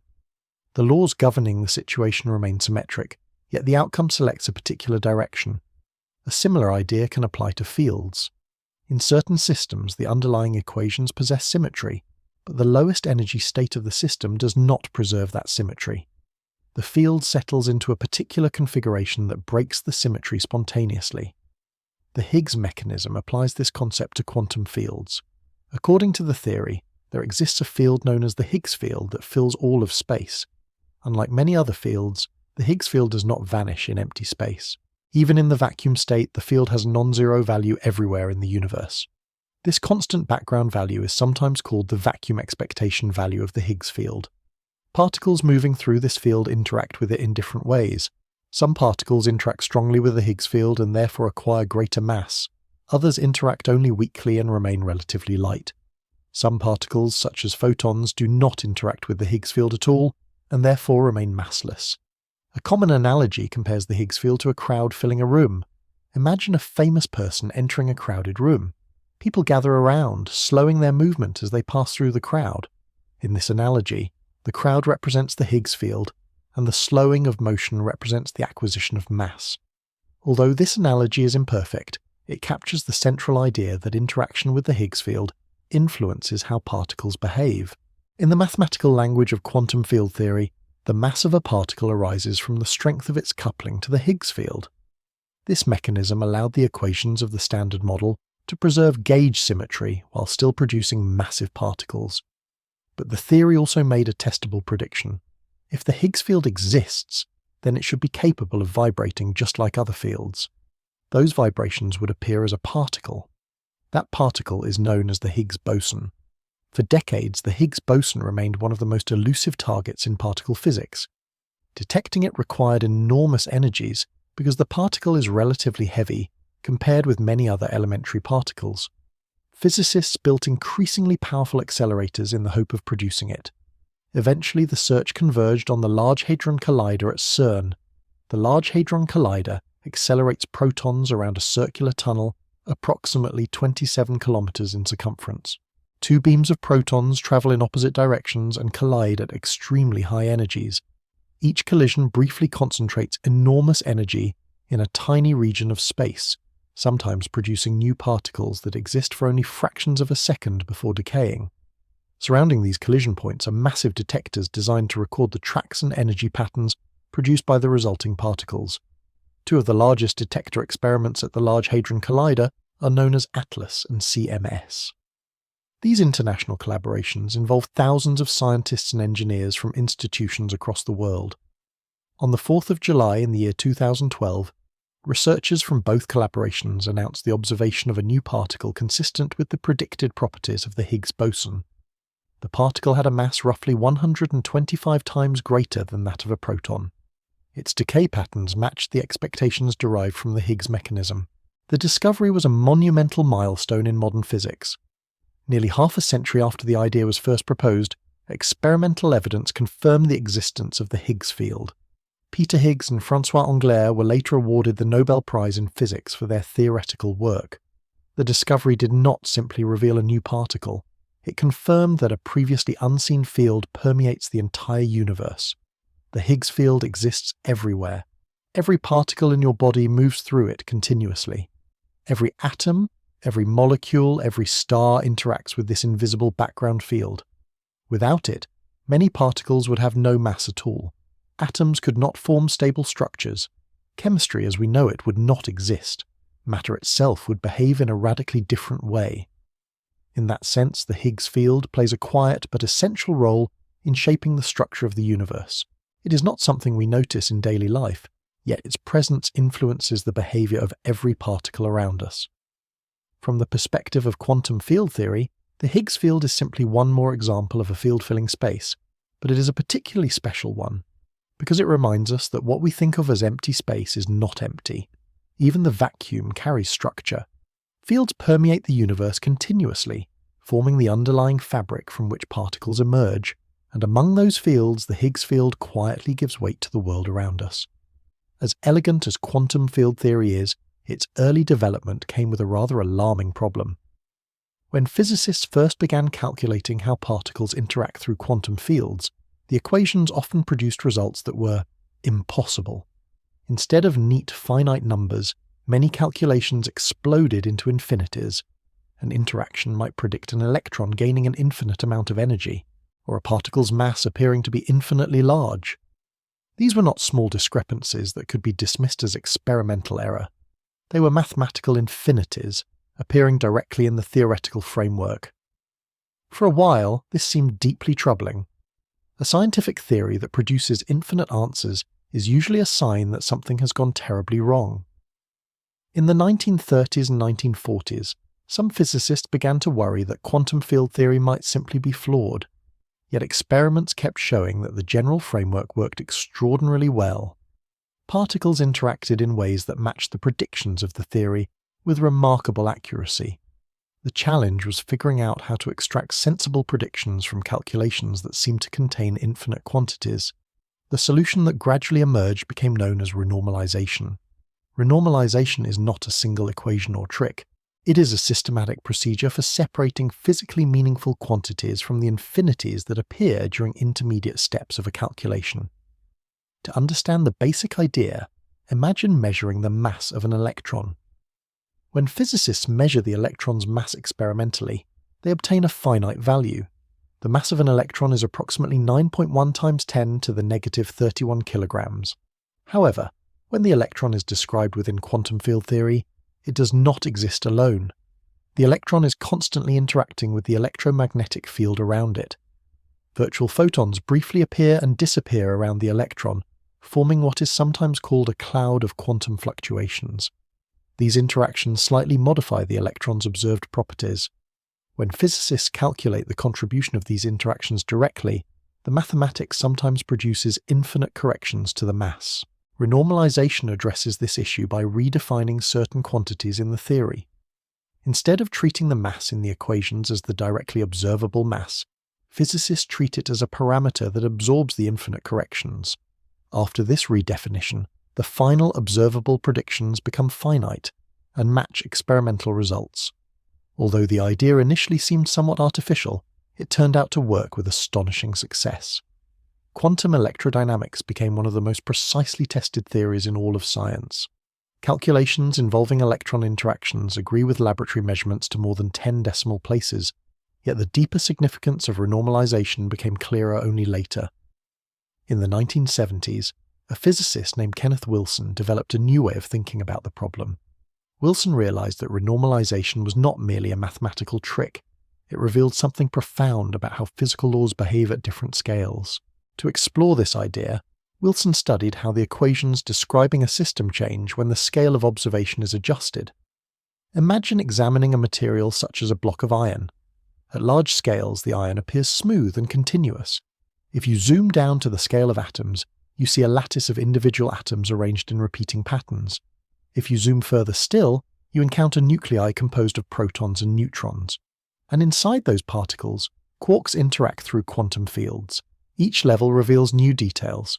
Wilson showed that the effective laws governing a system depend on the scale at which the system is examined. Certain interactions become more important at high energies, while others fade into the background. This perspective is known as the renormalization group. The renormalization group describes how the parameters of a theory change as the energy scale of the system changes. For example, the strength of certain forces varies slightly depending on the energy involved in an interaction. At everyday energy levels, the electromagnetic force has a particular strength.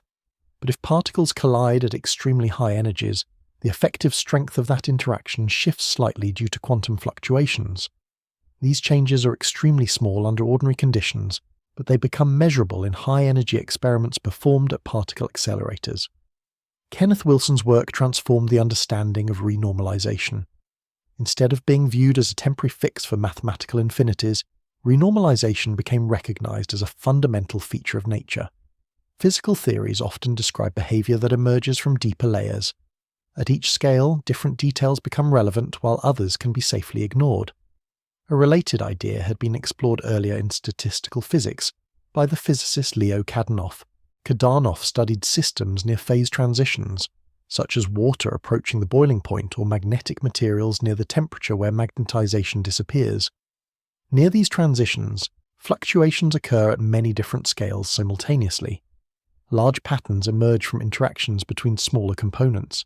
Kadanoff introduced the concept of scaling transformations, where groups of microscopic components can be treated as single larger units, while preserving the overall behavior of the system.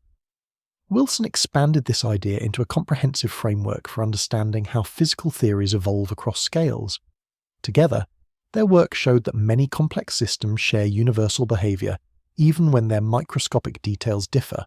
For example, the way water boils and the way certain magnets lose their magnetization follow similar mathematical patterns. These patterns emerge because the underlying physics becomes insensitive to small details at certain scales. The same principle applies in quantum field theory. At low energies, many microscopic processes become irrelevant, allowing simpler, effective theories to describe observable phenomena. At higher energies, previously hidden interactions begin to appear.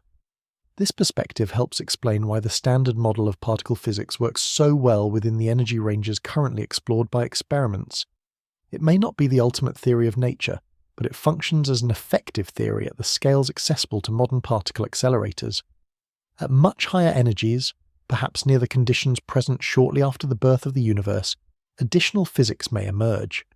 Renormalization also explains why certain quantities remain stable across enormous ranges of scale.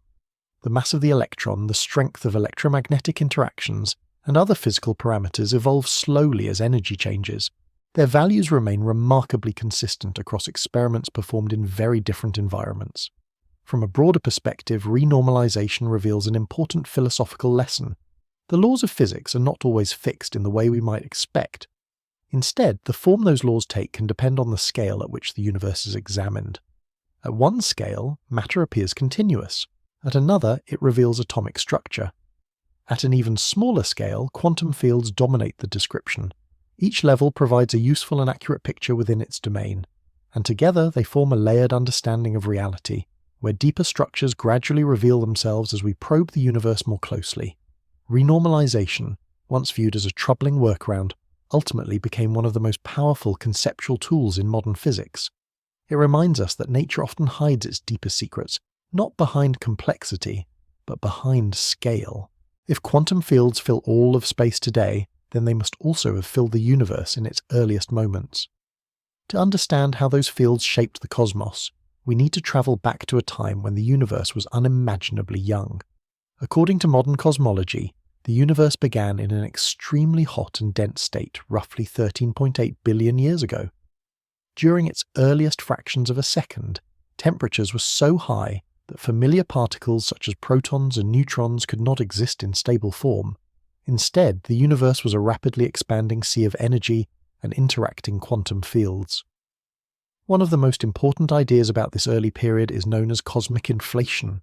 Cosmic inflation was proposed in 1980 by the American physicist Alan Guth, while he was working at the Stanford Linear Accelerator Center.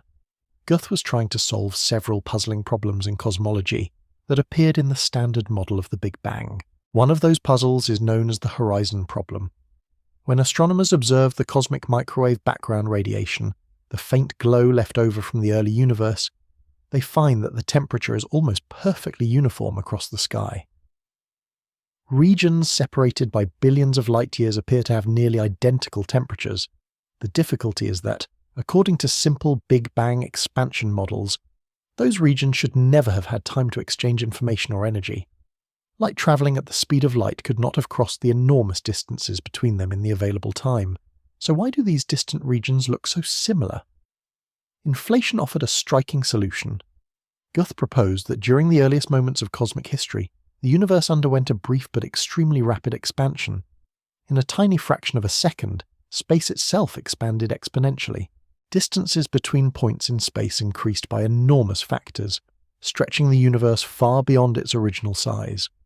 To give a rough sense of scale, inflation may have expanded the universe by a factor of at least 1 billion trillion. That is a number so large that writing it in full requires more zeros than most people enjoy counting. The key idea behind inflation involves a type of quantum field known as a scalar field.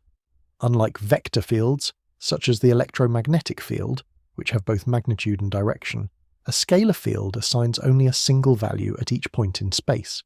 Temperature in a room is a familiar example of a scalar field. In inflationary cosmology, physicists propose the existence of a scalar field called the inflaton field. The inflaton field filled the early universe, and its energy density drove the rapid expansion of space.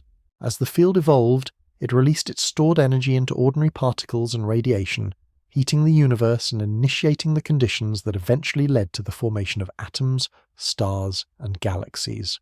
Although Alan Guth introduced the basic concept, other physicists refined the theory significantly. One of the most influential contributions came from André Linde. Linde proposed a variation known as chaotic inflation, in which inflation can occur under a wide range of initial conditions. In his model, different regions of space can undergo inflation independently, leading to the possibility of an enormous multiverse composed of many expanding regions. Another important refinement came from Alexei Starobinsky. Starobinsky developed a version of inflation based on modifications to the equations of general relativity. His model predicted specific patterns in the fluctuations of the early universe that could potentially be observed in cosmic radiation. These developments helped turn inflation from a speculative idea into a detailed theoretical framework. But inflation also connects beautifully with quantum field theory in another way. Remember that quantum fields never remain perfectly still. Even in their lowest energy state, fields experience tiny fluctuations due to the uncertainty principle. During the inflationary expansion, these microscopic quantum fluctuations were stretched across enormous distances. Small variations in the inflaton field became frozen into the expanding universe. These variations created slight differences in density from one region of space to another. Over millions and billions of years, gravity amplified those tiny differences. Regions with slightly higher density attracted more matter. Gradually, those regions grew into the large-scale structures we observe today: galaxies, clusters of galaxies, and the vast cosmic web connecting them may all trace their origins back to quantum fluctuations in the earliest moments of the universe. In a very real sense, the large-scale structure of the cosmos may have begun as tiny ripples in quantum fields. Testing this remarkable idea requires extremely precise observations of the early universe. One of the most powerful sources of information is the cosmic microwave background radiation. This radiation was released about 380,000 years after the Big Bang, when the universe cooled enough for electrons and protons to combine into neutral hydrogen atoms. At that moment, light was finally able to travel freely through space. Today, that ancient radiation reaches Earth as a faint microwave glow coming from every direction in the sky. Careful measurements of this radiation reveal tiny variations in temperature, typically only a few millionths of a degree. These variations map the density fluctuations present in the early universe. Two major space missions have studied the cosmic microwave background in extraordinary detail. The first was the Wilkinson Microwave Anisotropy Probe, often called WMAP, launched by the United States Space Agency NASA in 2001. WMAP measured the temperature variations across the sky with remarkable precision, producing a detailed map of the early universe. Later, the European Space Agency launched the Planck satellite in 2009. Planck carried instruments capable of measuring temperature differences in the cosmic microwave background with even greater accuracy. The maps produced by the Planck mission revealed patterns that matched the predictions of inflationary cosmology extremely well. The statistical distribution of temperature fluctuations corresponds closely with the quantum fluctuations expected from inflation. These observations provide some of the strongest evidence that inflation likely occurred during the earliest moments of cosmic history. If that interpretation is correct, it means something extraordinary. The galaxies scattered across the night sky, the vast clusters of matter spanning millions of light years, and perhaps even the cosmic structures that eventually allowed life to emerge, may all trace their origins back to tiny quantum fluctuations in fields during the first fractions of a second after the birth of the universe. The largest structures in the cosmos may ultimately arise from the smallest ripples imaginable. Once again, the idea of quantum fields proves remarkably powerful. Fields do not only govern the behavior of particles in laboratories, they may also have shaped the entire history of the universe itself. By now, the picture emerging from modern physics is both elegant and deeply intriguing. Quantum field theory describes how particles arise as excitations in underlying fields. It explains how those particles interact through the exchange of force-carrying field quanta. It predicts experimental results with astonishing precision. Yet there is one fundamental force that stubbornly refuses to fit neatly into this framework. That force is gravity. Gravity was described with extraordinary success by Albert Einstein's theory of general relativity, published in 1915. In Einstein's view, gravity is not a force in the traditional sense. Instead, gravity arises from the curvature of space-time itself. Mass and energy distort the geometry of space-time, and objects follow paths determined by that curved geometry. The relationship between matter and spacetime curvature is expressed in Einstein's famous field equations. Although the equations are mathematically complex, their central message is surprisingly simple. Matter tells spacetime how to curve, and curved spacetime tells matter how to move. This description works beautifully when applied to large objects such as stars, planets, and galaxies. General relativity explains the motion of planets around the Sun, the bending of light near massive objects, and even the existence of black holes.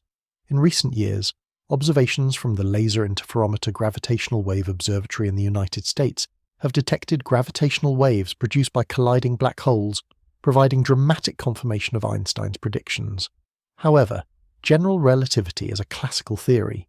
It treats spacetime as a smooth geometric structure. Quantum field theory, on the other hand, describes a world where fluctuations and uncertainty dominate at extremely small scales. When physicists attempt to combine these two frameworks, serious difficulties appear. If gravity is treated as another quantum field similar to the electromagnetic field, the mathematical calculations quickly produce infinities that cannot be removed using ordinary renormalization techniques. This problem suggests that gravity may behave differently from the other forces at extremely small distances. Physicists have long suspected that a deeper theory is required to unify quantum mechanics and gravity. One idea involves the possibility that gravity also has a quantum particle associated with it. This hypothetical particle is called the graviton. In analogy with photons carrying the electromagnetic force, the graviton would represent the smallest quantum excitation of the gravitational field. The graviton is predicted to have no electric charge and no mass, and it would carry a property known as spin equal to 2. Although gravitons have not been directly detected, the concept emerges naturally when physicists attempt to quantize small ripples in spacetime. Unfortunately, treating gravity in this way leads to mathematical inconsistencies at very high energies. This realization motivated researchers to explore more radical ideas. One of the most famous proposals is known as string theory. In string theory, the fundamental objects of nature are not point-like particles but extremely tiny vibrating strings. These strings are thought to be incredibly small, perhaps on the order of the Planck length. The Planck length is roughly 1.6 times 10 to the negative 35 meters, a scale far smaller than anything that can currently be probed by experiments. Each possible vibration of a string corresponds to a different particle. Some vibration modes behave like electrons, others resemble quarks, and importantly, one particular vibration mode behaves exactly like a massless particle, with the properties expected of the graviton. This remarkable feature means that gravity emerges naturally within the framework of string theory. Over time, string theory developed into a rich mathematical structure involving additional spatial dimensions beyond the familiar 3. In many versions of the theory, the universe contains 10 or 11 dimensions, with the extra dimensions compactified into extremely small shapes. One of the most influential contributors to modern string theory is Edward Witten. Witten's work helped reveal deep connections between different versions of string theory and showed how they might all represent aspects of a single underlying framework sometimes called theory. Although string theory has produced many beautiful mathematical insights, experimental confirmation remains difficult because the predicted effects occur at energies far beyond current experimental capabilities. Another approach to quantum gravity takes a very different path. Instead of introducing strings or additional dimensions, this approach attempts to quantize spacetime itself. This theory is known as loop quantum gravity. Loop quantum gravity was developed in part by physicists Carlo Rovelli and Lee Smolin during the 1980s and 1990s. In this framework, spacetime is not smooth and continuous at the smallest scales. Instead, it has a discrete structure made from tiny loops of quantum geometry.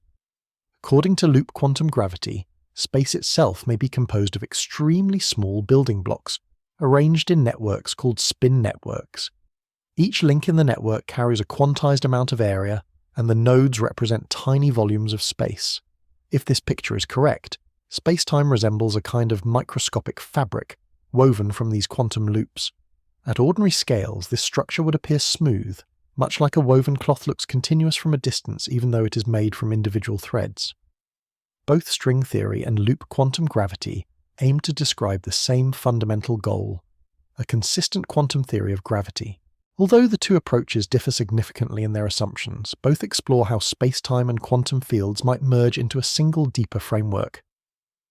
Another remarkable development linking gravity and quantum field theory emerged in 1997.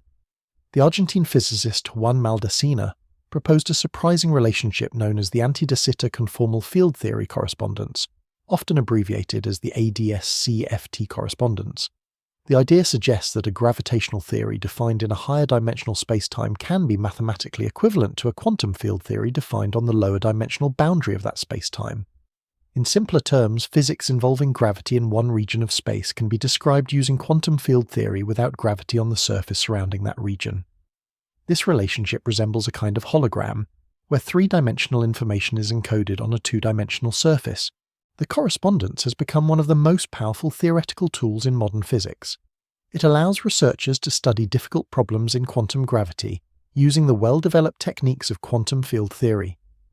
Although the exact connection between this idea and the real universe remains an open question, the correspondence hints that gravity and quantum fields may be more deeply connected than previously imagined.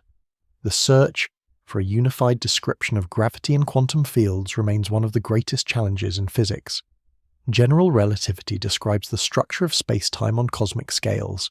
Quantum field theory describes the behavior of particles and forces on microscopic scales. Each theory works beautifully within its domain. But the universe ultimately contains both.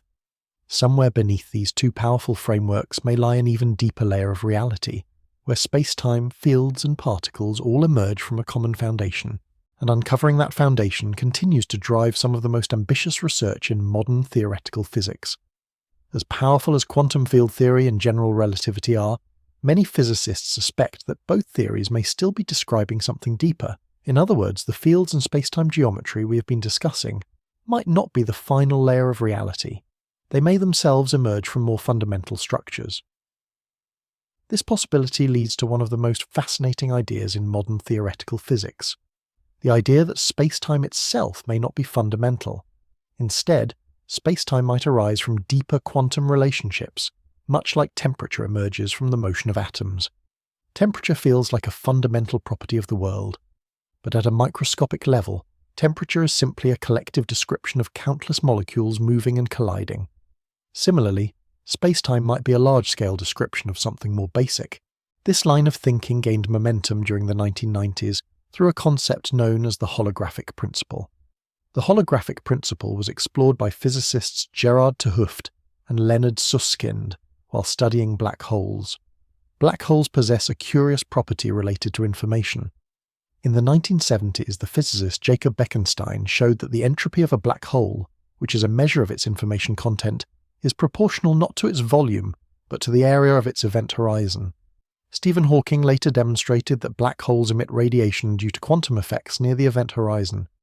Together, these discoveries suggested something unexpected. The information contained within a region of space might actually be encoded on the surface surrounding that region.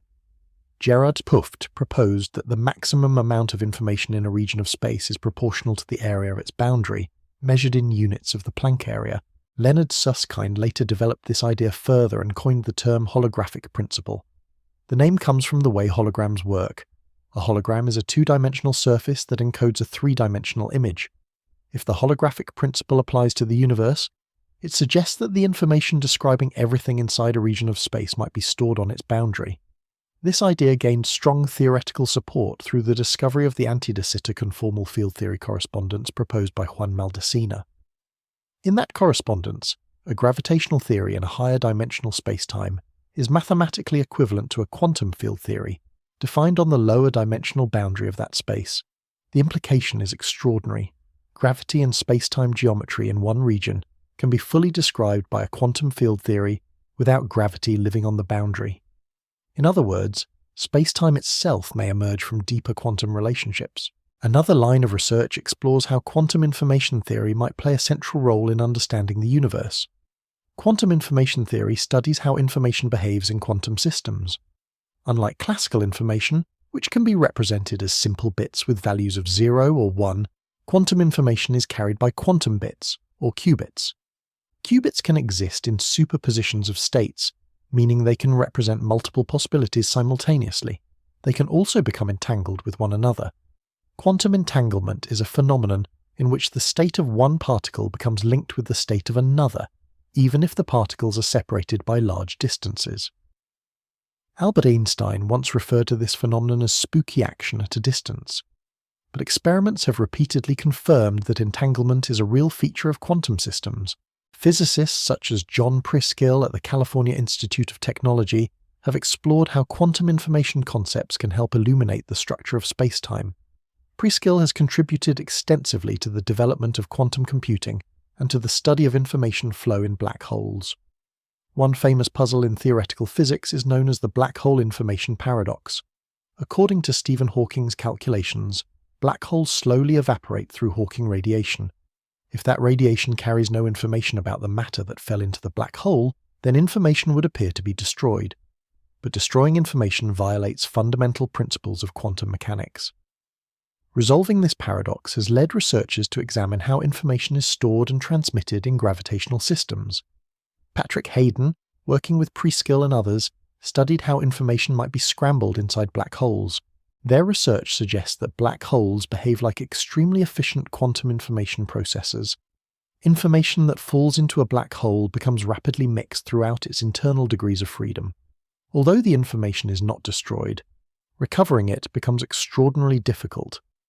These insights have helped physicists explore how quantum entanglement might influence the geometry of spacetime itself. Some theoretical proposals suggest that spacetime connections could arise from patterns of quantum entanglement between underlying degrees of freedom. In this view, space is not a fundamental stage where physics takes place. Instead, spatial relationships may emerge from networks of entangled quantum information. Another area where deep mathematical ideas intersect with quantum field theory is topology. Topology studies properties of shapes that remain unchanged under continuous deformations. For example, a coffee mug and a donut share the same topology because each has a single hole. Although topology might sound like pure mathematics, it has become increasingly important in modern physics. Topological ideas help describe certain quantum systems whose properties depend not on local details but on global geometric features. Theoretical work by Edward Witten helped develop a field known as topological quantum field theory. In these theories, physical quantities are determined by topological properties of the system rather than by distances or local forces. Topological quantum field theory has found applications in many areas of physics, including condensed matter systems and quantum computing. For example, certain exotic states of matter known as topological phases can host quasi-particles that behave in unusual ways when braided around one another. These behaviors are being studied as possible building blocks for fault-tolerant quantum computers. What makes these developments especially intriguing is that they hint at a deeper relationship between information, geometry, and quantum fields. In some proposals, the fundamental ingredients of reality might not be particles or fields in the traditional sense. Instead, the universe may consist of networks of quantum information whose patterns give rise to space-time, particles, and forces as emergent phenomena. Just as temperature emerges from molecular motion, spacetime might emerge from entangled quantum states. This idea remains highly speculative, but it is being explored actively by researchers across theoretical physics. What began as a theory describing particles and fields has gradually expanded into something far more profound. Quantum field theory now connects with ideas about geometry, information, and the deep structure of the universe. And as physicists continue to explore these frontiers, the possibility grows that reality itself may be built not only from fields and forces, but from the flow of information woven into the fabric of the cosmos. After traveling through atoms, particles, forces, and the early universe, a striking picture begins to emerge. The universe may not be built from objects in the way our everyday intuition suggests. Instead, the deepest level of reality currently described by modern physics appears to be a vast network of interacting quantum fields. Every particle we observe is best understood as a localized excitation within one of those fields. An electron is not a tiny solid sphere flying through space, it is a ripple within the electron field. A photon is not a miniature bead of light, it is a vibration traveling through the electromagnetic field.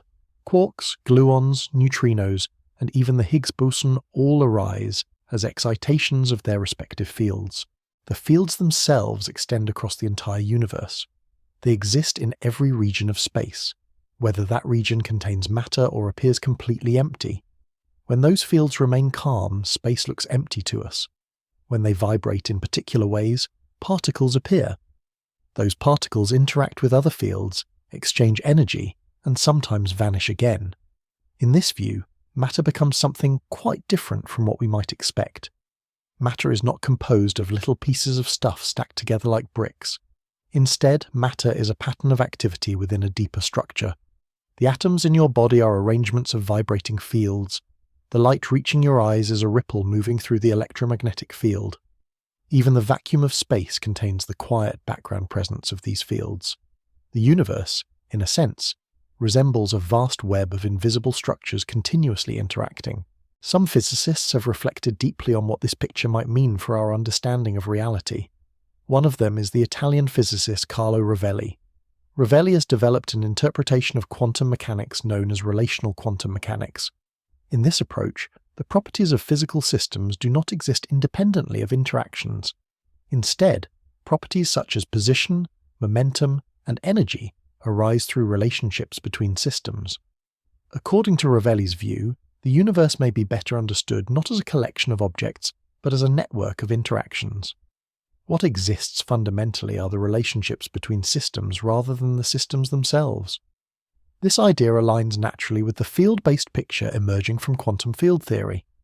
Fields interact continuously with one another. Particles appear as temporary events within those interactions. Reality becomes something dynamic and relational rather than static and object-based. Another physicist who explored similar philosophical territory was David Bohm. Bohm proposed an interpretation of quantum mechanics sometimes called the pilot wave theory. In Bohm's view, particles follow definite trajectories guided by a deeper wave field known as the quantum potential. Although Bohm's interpretation differs from the standard approach used in quantum field theory, his philosophical reflections emphasize the interconnected nature of physical systems. Bohm suggested that the universe might be best understood as an undivided whole. He used the term implicate order to describe a deeper level of reality in which all parts of the universe are fundamentally connected. While these ideas remain interpretive rather than experimentally confirmed theories, they highlight an important shift in perspective.